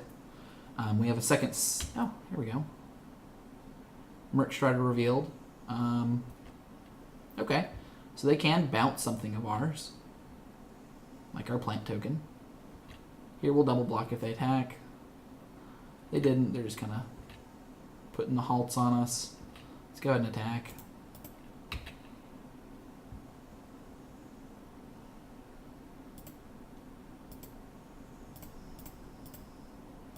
Alright. And now we have a 5-5, which is fine. Our opponent has to answer the 5-5. It's not great. We're not in a great spot. They can Merc Strider and bounce our guy, which I think they'll do, because it'll make him a 2-2. But, you know, we'll play the Snapping Gnarlid as well, and hopefully a couple more creatures. If they bounce that, we'll play both the Snapping Gnarlid and the Orn Reef. So it's not the end of everything, but the Infuse was less than spectacular with him having a Merc Strider. The processing deck is quite powerful, especially if you can get it going, and the fact that we couldn't stop all the ingest happening is really putting us behind.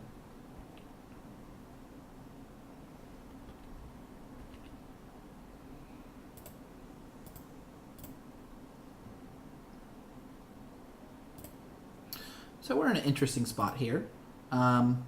With 1, 2, 3, 4, 5. Wait. 1, 2, 3, 4, 5 lands. I think that we're better off.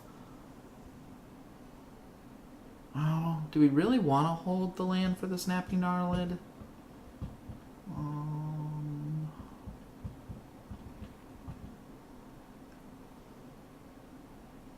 No. Yeah, we do. I'm going to hold the land for a turn. The Snapping Gnarlid, the extra landfall can mean a decent bit of difference, but also with the Valakut Predator, it'll help as well. The only way we're really punished if they play the side of this turn.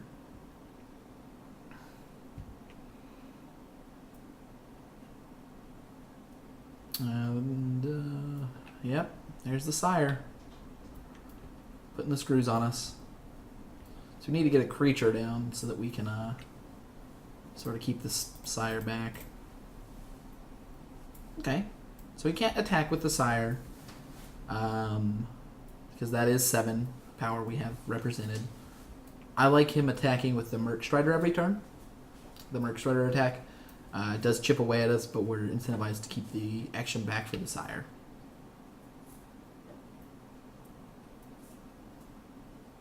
Oh, Wind Rider Patrol. Wow. Well, now I wish I had those plummets.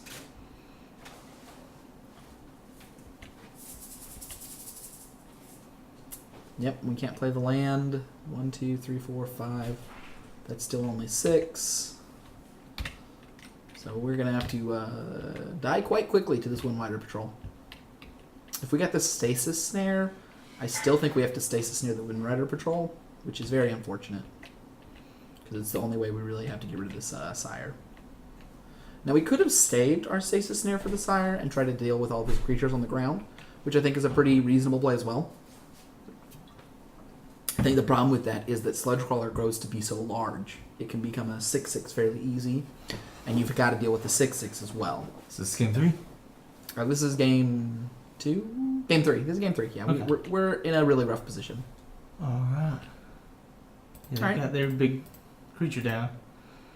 We've got Vile Aggregate, which is not too great. Not great at all. They're horribly Orion it, because it can be powerful. It's not for us. Alright, so our opponent's getting really good draws because they're scrying. I think that we're probably done and out. If we get the Stasis Snare, we can Stasis Snare the Wind Rider, and that'll help stop the bleeding, but then we don't have really a way to get rid of the Sire. So we are in a really bad spot. We're hoping to get some removal here. But once they've gotten ahead with these bigger cards, we really don't have any aces to get out of there. That's true. We did get a good infuse earlier. They bounced our guy with the Merc Strider, but it was... Wow. It was after we got their creature and killed it, so, you know. It wasn't the worst thing in the world. Okay. Valakut Invoker. 1, 2, 3. 1, 2, 3, 4, 5. Go ahead and play land. 6. They get 2 cards if we play land. Oh, they do? Yep. They draw 2 cards. Oh, man. 1, 2, 3, 4, 5, 6. 7, 8. I still think we have to, though. Oh, that's rough. Mm-hmm. That triggers for both of us, or? Just us. Oh, okay. We have to do it twice because we have to Valakut Invoke our opponent. Now, the correct attack for them, I think, is actually attack with Sire and Wind Rider. Can we gang block and kill the Sire, top 7? Yeah, we would. But I would actually attack with everything here. Because then we can't kill the Wind Rider. It's obvious that if we played the land that we can kill the Wind Rider. And the Silent Skimmer is going to put us in a rough spot. If he just attacks with the Wind Rider, we might not be dead. Yet. We're still really behind. The Skimmer, the Sire, these are all cards that we basically have to answer. Yep. But if we can kill the Wind Rider... Rider... you realize you can put 5/5 on the other guy, too, or do 3 damage. So, after you kill the flyer, you can start to... Oh, good, a Stasis Snare. Don't play the land... Oh, my goodness. I'm not Stasis Snaring the Sire. I'm going to shoot the Wind Rider, and then the next turn I'm going to Stasis Snare the Silent Skimmer. Yeah, and then the next turn you can +5/+5 that creature and swing, right? Or that's still not big enough, is it? Mm-mm. Just be a 7/7. No, that is big enough. 7/7 is big enough. Yeah. We'll probably just shoot him for 3 every turn. Alright. No, I think swinging for 7's a better play. Do you think we should shoot now? That's a tough question. We should not shoot now. Because doesn't then he get the scry on the swing? So you shouldn't let him swing? No. He gets it on combat damage. Okay. But more importantly than that, we need the Lifespring Druid to block. So our opponent has 7 cards in hand, by the way, guys. We're in a real bad spot.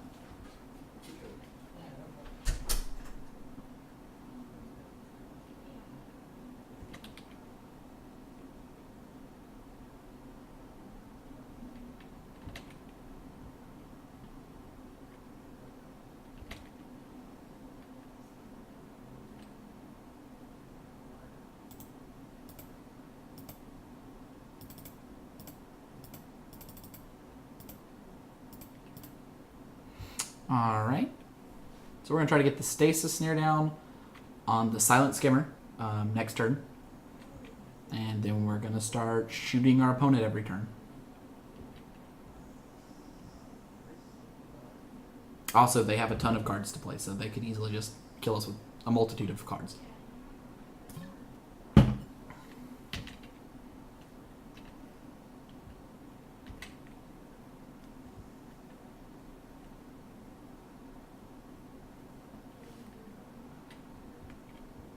If we draw a good play, we will play Stasis Snare another play. And if we don't, we'll just shoot the Sky Spawner and go down to 2. If our opponent can play 2 Sky Spawners here, that would really tie the game up for them.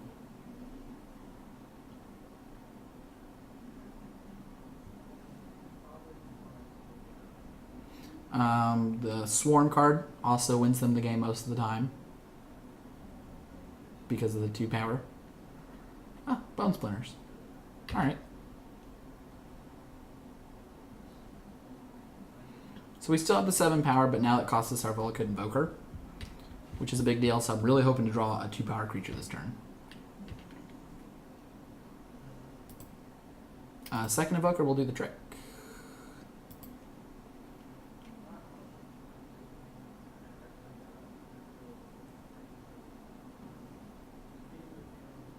Yeah. Second Invoker is what we go with.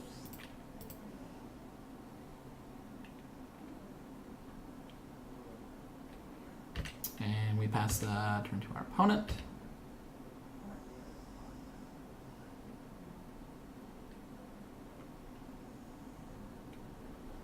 Okay, I guess they sacrificed their Silent Skimmer, which had to be a misclick. We can take 2 from the Sky Spawner, and we can Stasis Snare. Oh, that's a lot of mana.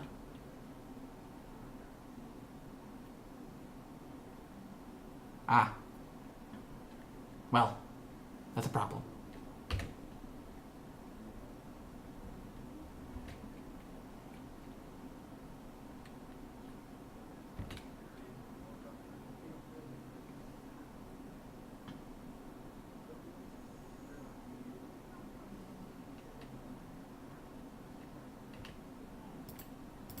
Let's go ahead and block here.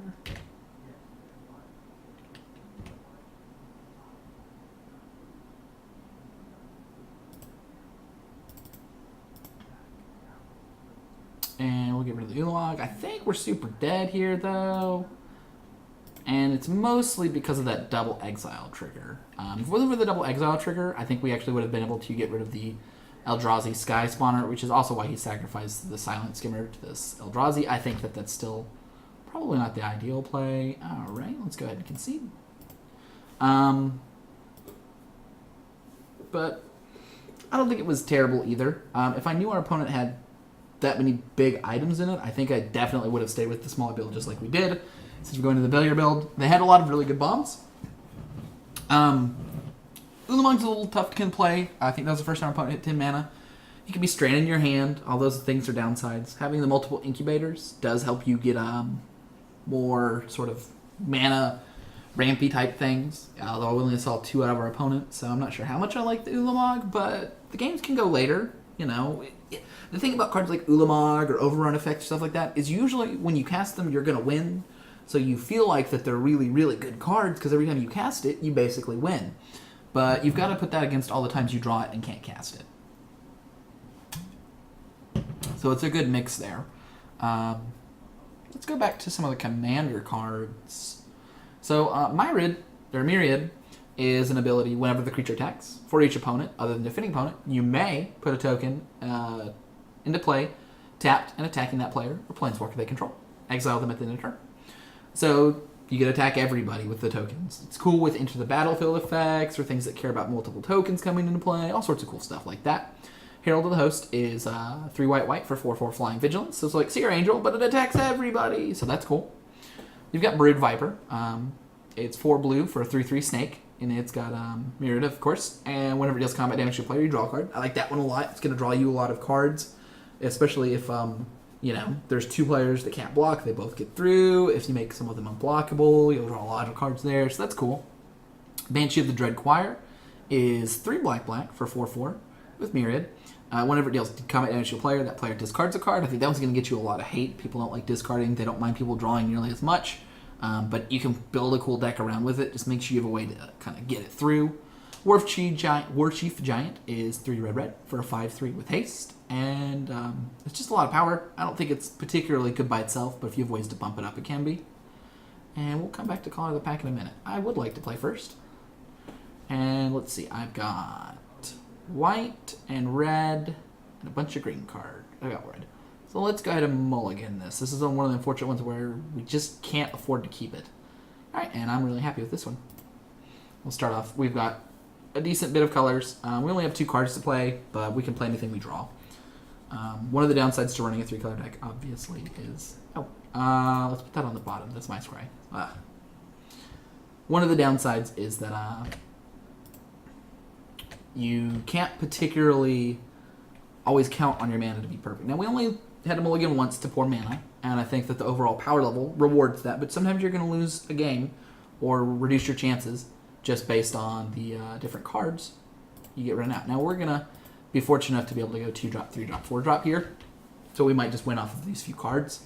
Our opponent needs to play something this turn, otherwise they're already far behind. In blue-white, there's a couple. Nope, opponent doesn't have it. Alright, let's go ahead and attack. And this will kind of chip away at our opponent, put them more where we want them to be, and then we'll have our tunneling GOP'd into definitely Courier Griffin. We're not going to miss any land drops here. The Evolving Wilds with the double tunneling Griffin, nice. Evolving Wilds is in draft a pretty decently high pick card with landfall synergies. Alright, we're still attacking with both of these right here. Our opponent will probably trade their 2-3 for that. But the fact that we got our opponent to, always yield. We got our opponent to play a card that can get something back. This is kind of has the Gravecaller effect. It's a pretty big deal, right? I mean, our opponent basically lost out on a cool card because they have to block early. And then we'll play the Courier Griffin.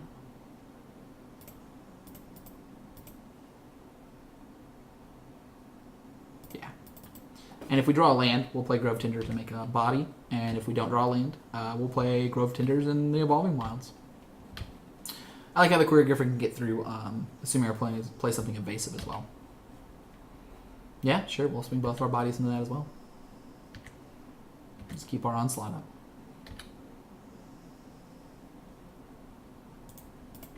Alright, and our opponent's probably going to block the Courier Griffin here.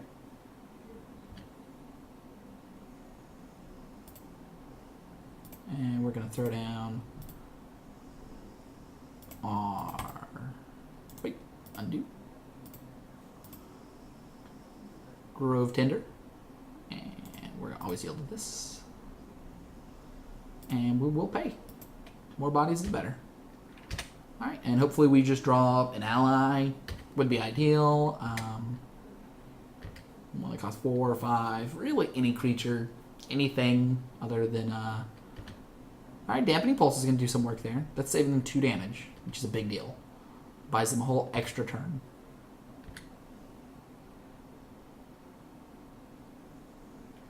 Alright, so we'll go ahead and attack. Alright, we're going to save the Evolving Wilds. Next turn we're going to play and crack Evolving Wilds to make Valakut Predator pretty awesome. And that's one of the big advantages to having the landfall cards with something like Evolving Wilds. You can take it kind of highly. It's good for your mana fixing. In a 2-color deck, it gives you a little bit of consistency.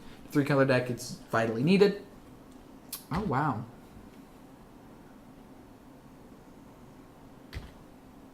No, they're just taking our guys out. They've got their defenses set up.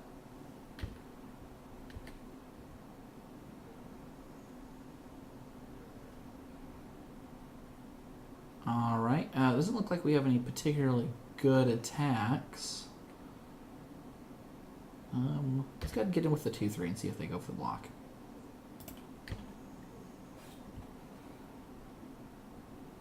It's a tough spot for our opponent to think about.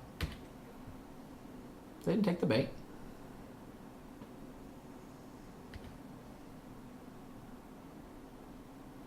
Alright, let's go ahead and play the Blade Master.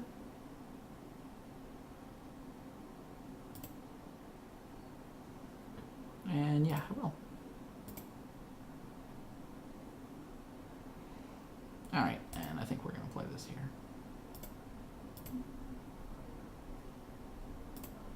And just so we can have the 6 mana.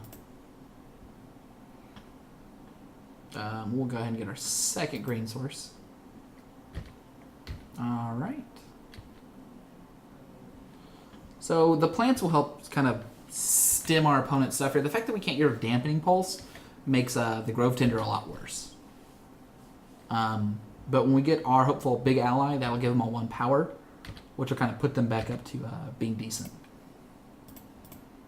Alright, we're going to just go wide here on our opponent. They could have the Wrath, but we can't really afford to play around it, being that all of our creatures are a little bit underwhelming right now.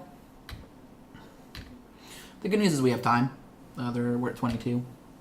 Our opponents have to be pretty conservative because, you know, they can't attack with more than one creature, or they can't leave back too much. We could attack next turn, and they would block our 2 best creatures, and we would get through 2 damage, which is not nearly good enough.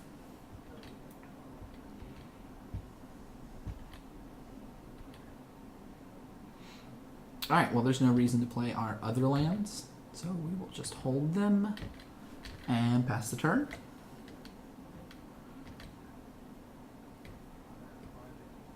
Alright, so interesting. Our opponent could attack with their 4/5, but I actually think it's worse for them to attack with their 4/5 because if we have any removal, it basically puts them in a position to not be able to block well.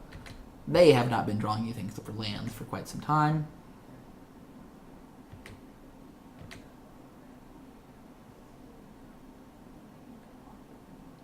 Alright, so we can give +3. Yeah, attack with everything. We'll hold back the Biolicate Predator. And if the last card our opponent has is removal or something like that, then we'll just have to let that be that.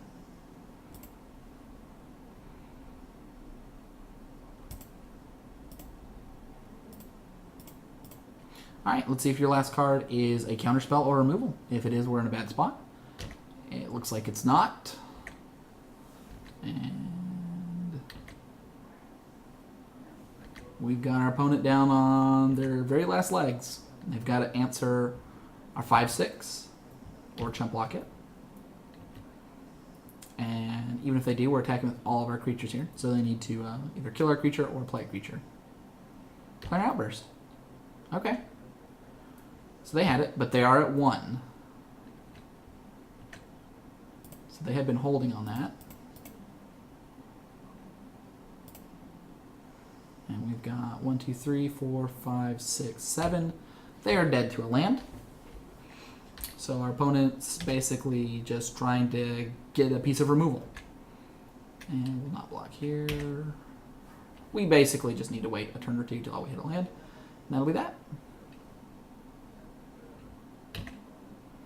And there's not really any ways for white to interact outside the Stasis Snare.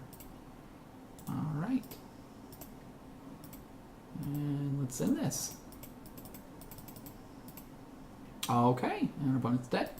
We get a sideboarding. So they're sort of this blue-white deck.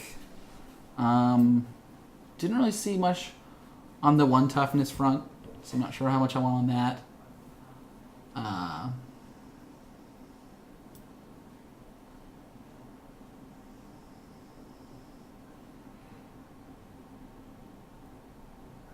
We could move into our slower deck.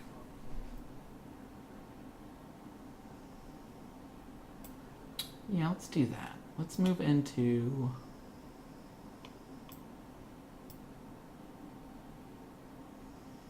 Oh, the man is so much worse. What are we getting out of that again? 1, 2, 3, 4, 5, 6, 7, 8, 9, 11, 12.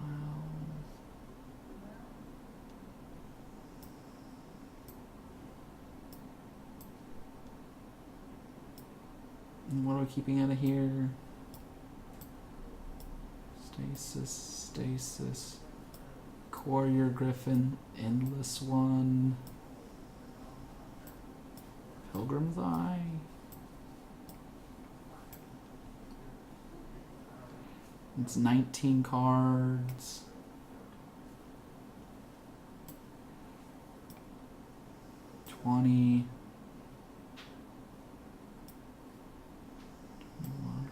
Yeah, let's play something real slow.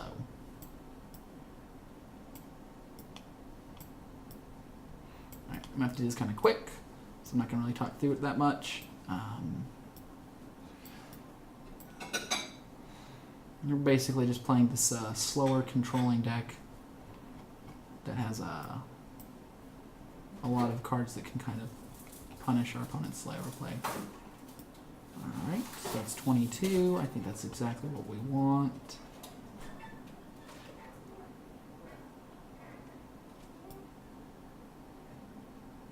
Got a lot of bigger spells. Good. Alright. Wilds. Skyline Cascade. Add basics. Suggest. Add to deck. Submit. So we're going to go back to our original deck for game 3 because we're going to be on the attack. But this slower deck should do fine with our opponent. And also, there is something to be said for shifting, putting your opponent kind of in a position of not knowing what sideboard cards they should or shouldn't be running. But more importantly, that I think that trying this deck also was something I wanted to do. All right, I like this hand. Okay, let's go ahead and F6. F2. Drop our planes. And F6. It's not really a lot of action here. But we have a lot of spells that our opponent completely has to answer that we can kind of string out one at a time. Which means we lose less cards to the Wrath.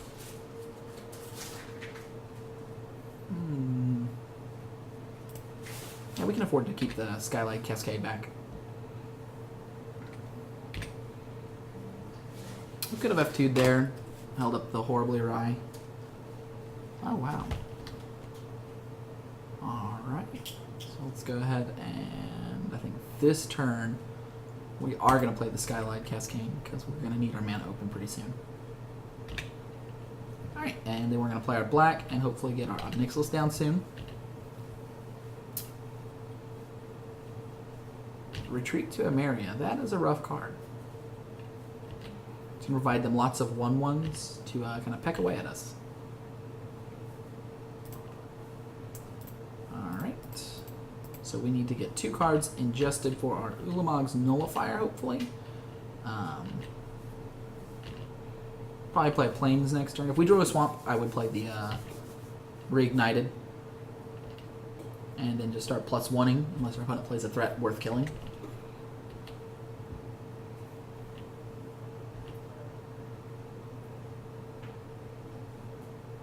Yeah, we'll go ahead and do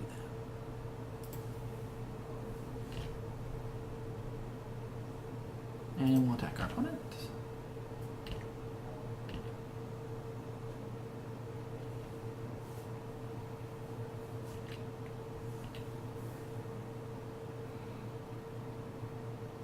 So we can play the Nullifier if we need to. I'd rather wait until we could counter something.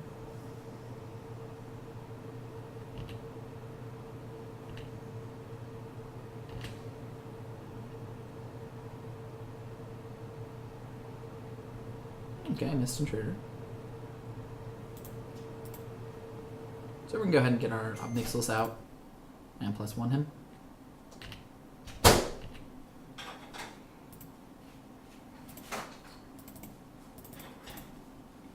While our opponent really can't do much, and there's no reason really to destroy anything. So we'll draw a card and lose life.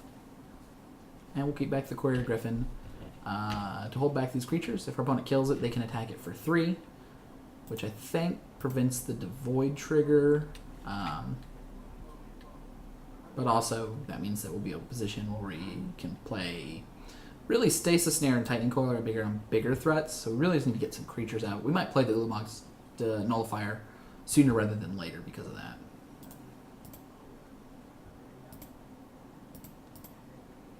Alright.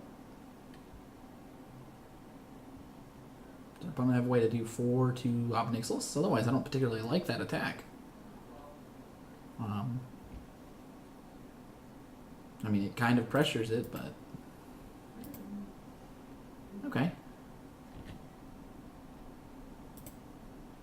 So let's start with Transgress the Mind, and we'll play a black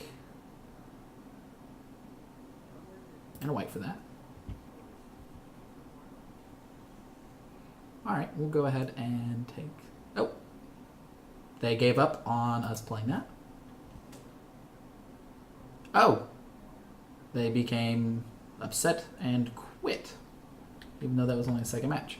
All right, well, the good news is we went a total of 2-1. We lost to the other match. The mana didn't turn out exactly how we hoped, but it was decent overall. Pretty good. We could have been running the Esper deck the whole time, the one I showed in that last build. The things I did not like about it is I felt like it lost to our opponent's bombs. It had a decent amount of large removal, but I think the smaller, quicker decks would probably run it over. Decks like the Naya deck we were running before. But we had a pretty solid pool. Our power was split across in a couple of different ways. So we had the ability to shift from one deck to the other. We would have shifted more if we saw more decks where that seemed appropriate. But our second round opponent that beat us with the Ulamog, the Ceaseless Hunger, that's the deck you want to go under, right? And then our blue-white opponent, where they kind of have this kind of good defensive speed, but then nothing to do with it after, we want to go a little bit over on that. They're probably not going to have something better than our Ulamog. So let's go ahead and finish up the commander cards, and then I think that'll be the day. Remember, we are doing Fallout. Starting Tuesday, we have it preloaded, and hopefully it runs well on Brad's computer, and we can stream it. Me and Brad are going to make the character. We'll go through it. Brad hasn't played much Fallout. I don't think he's played any. I've played through the 1st, 2nd, 3rd, and New Vegas, so I've played quite a bit. I enjoyed the series, so we'll talk more about that later, though. Let's talk about Caller of the Pact right now. 5 green for an 8/6 trample with Myriad. I kind of like the Caller of the Pact. That's nice. Trample's a cool ability.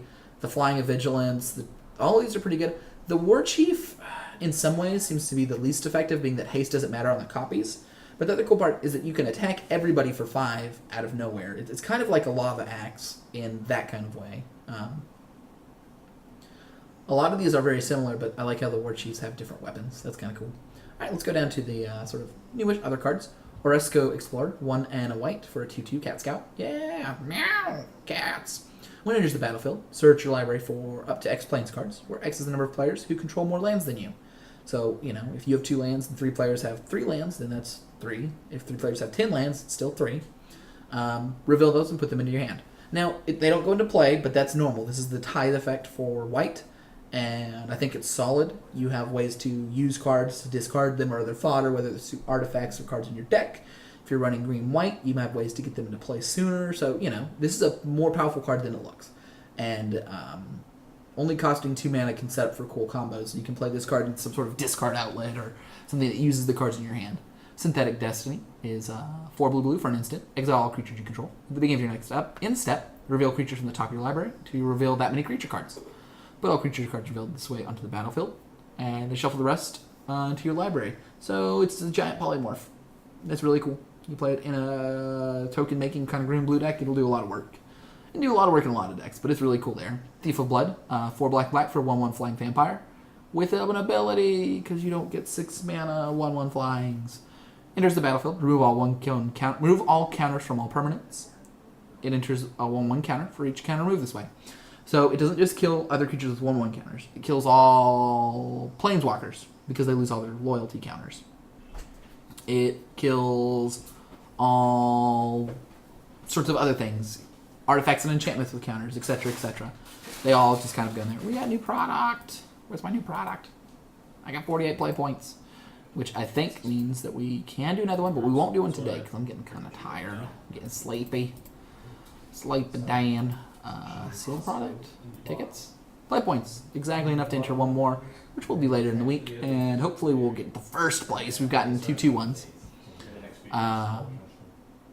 But yeah, so Thief of Blood does a lot of work in Commander because a lot of things have tokens or counters, and this gets rid of all of them. Rite of the Raging Storm, 3 red enchantment. Creatures named Lightning Rager can't attack you or planeswalkers you control. At the beginning of each player's upkeep, that player puts a 5/1 elemental creature named Lightning Rager onto the battlefield. It has trample, haste. At the beginning of the end step, sacrifice this creature. So, that's pretty cool. Is Lightning Rager a real card? Lightning Rager.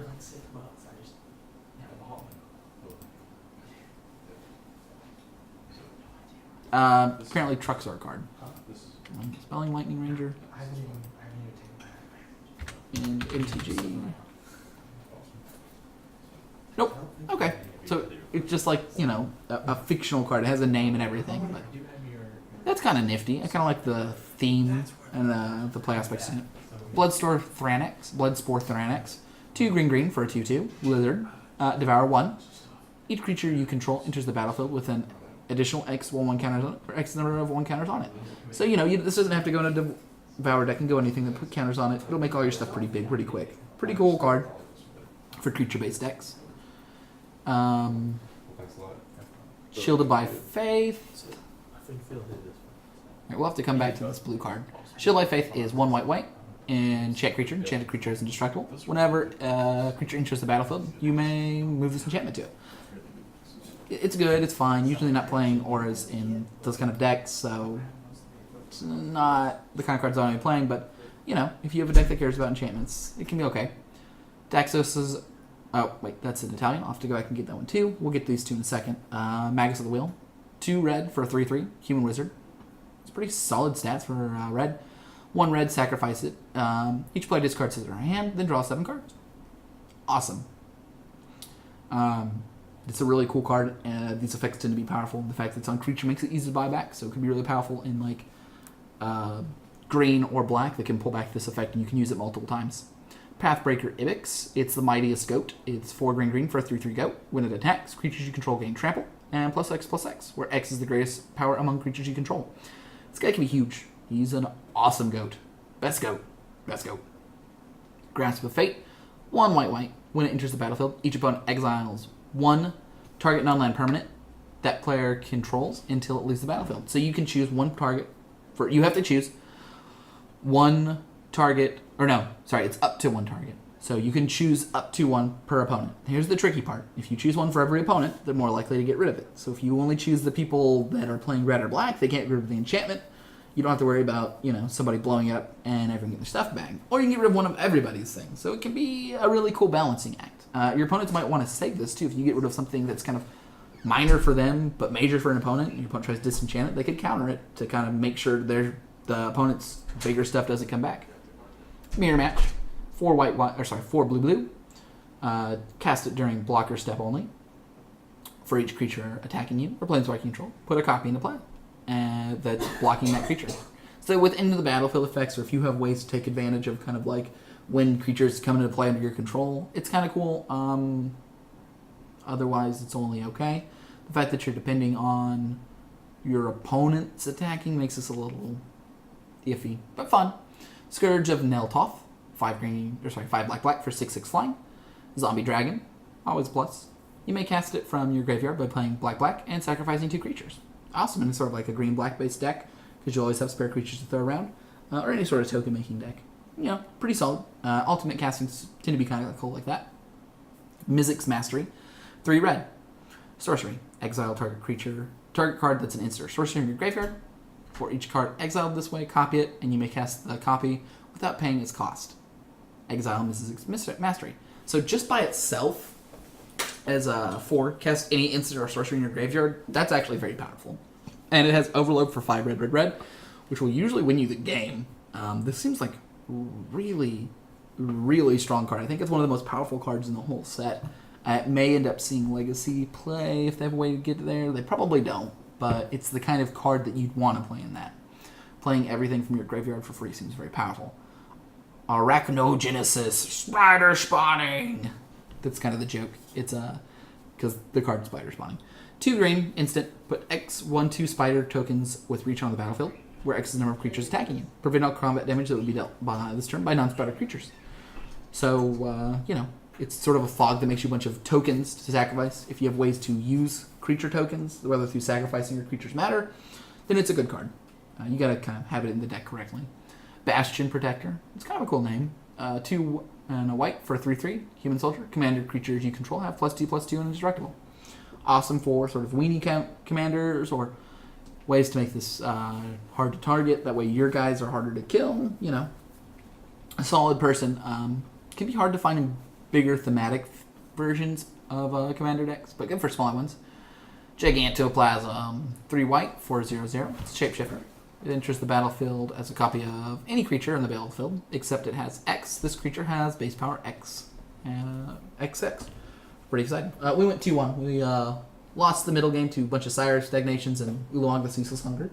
And then the third game, we won game 1. Then we shifted into our Esper deck, and it was good because our opponent was playing blue-white flyers. So they didn't have anything we needed to... They had a lot of defensive speed, so to punch through would be very hard. So we decided to go bigger than them because we didn't see any big spells, and that deck just generally runs a bunch of 3/3 flyers and 4/4 flyers.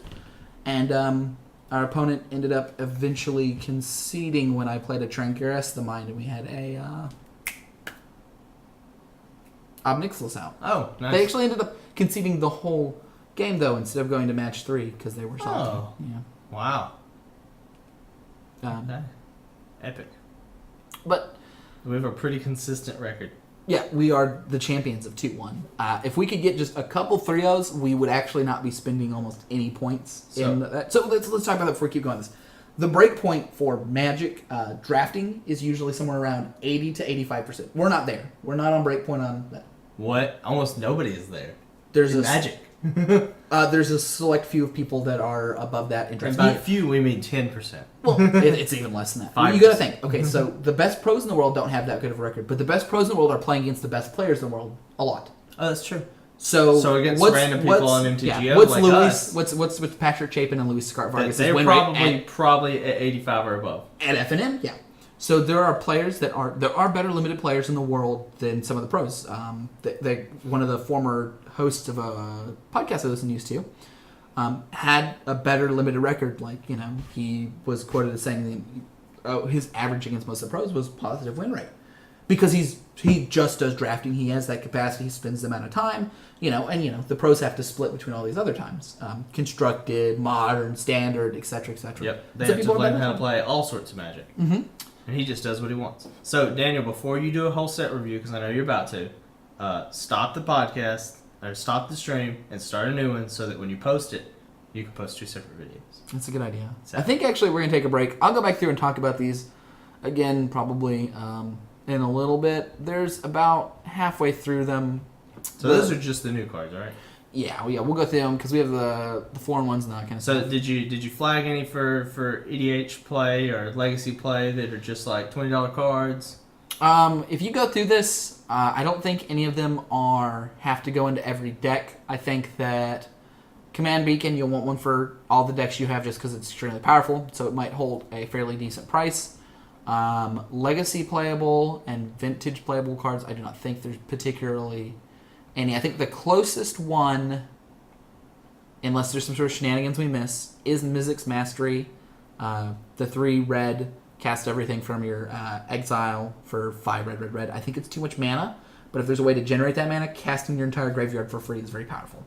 That is the only card that I think I saw with the potential. Instant sorcery?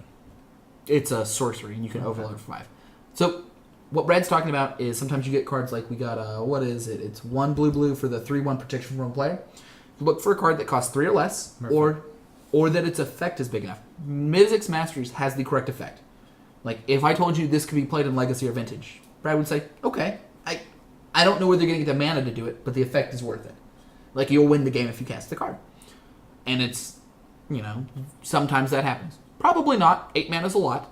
But being able to cast any sorcery instant for just 4 might be enough too. There could be a combo deck that lets you cheat enough mana that matters.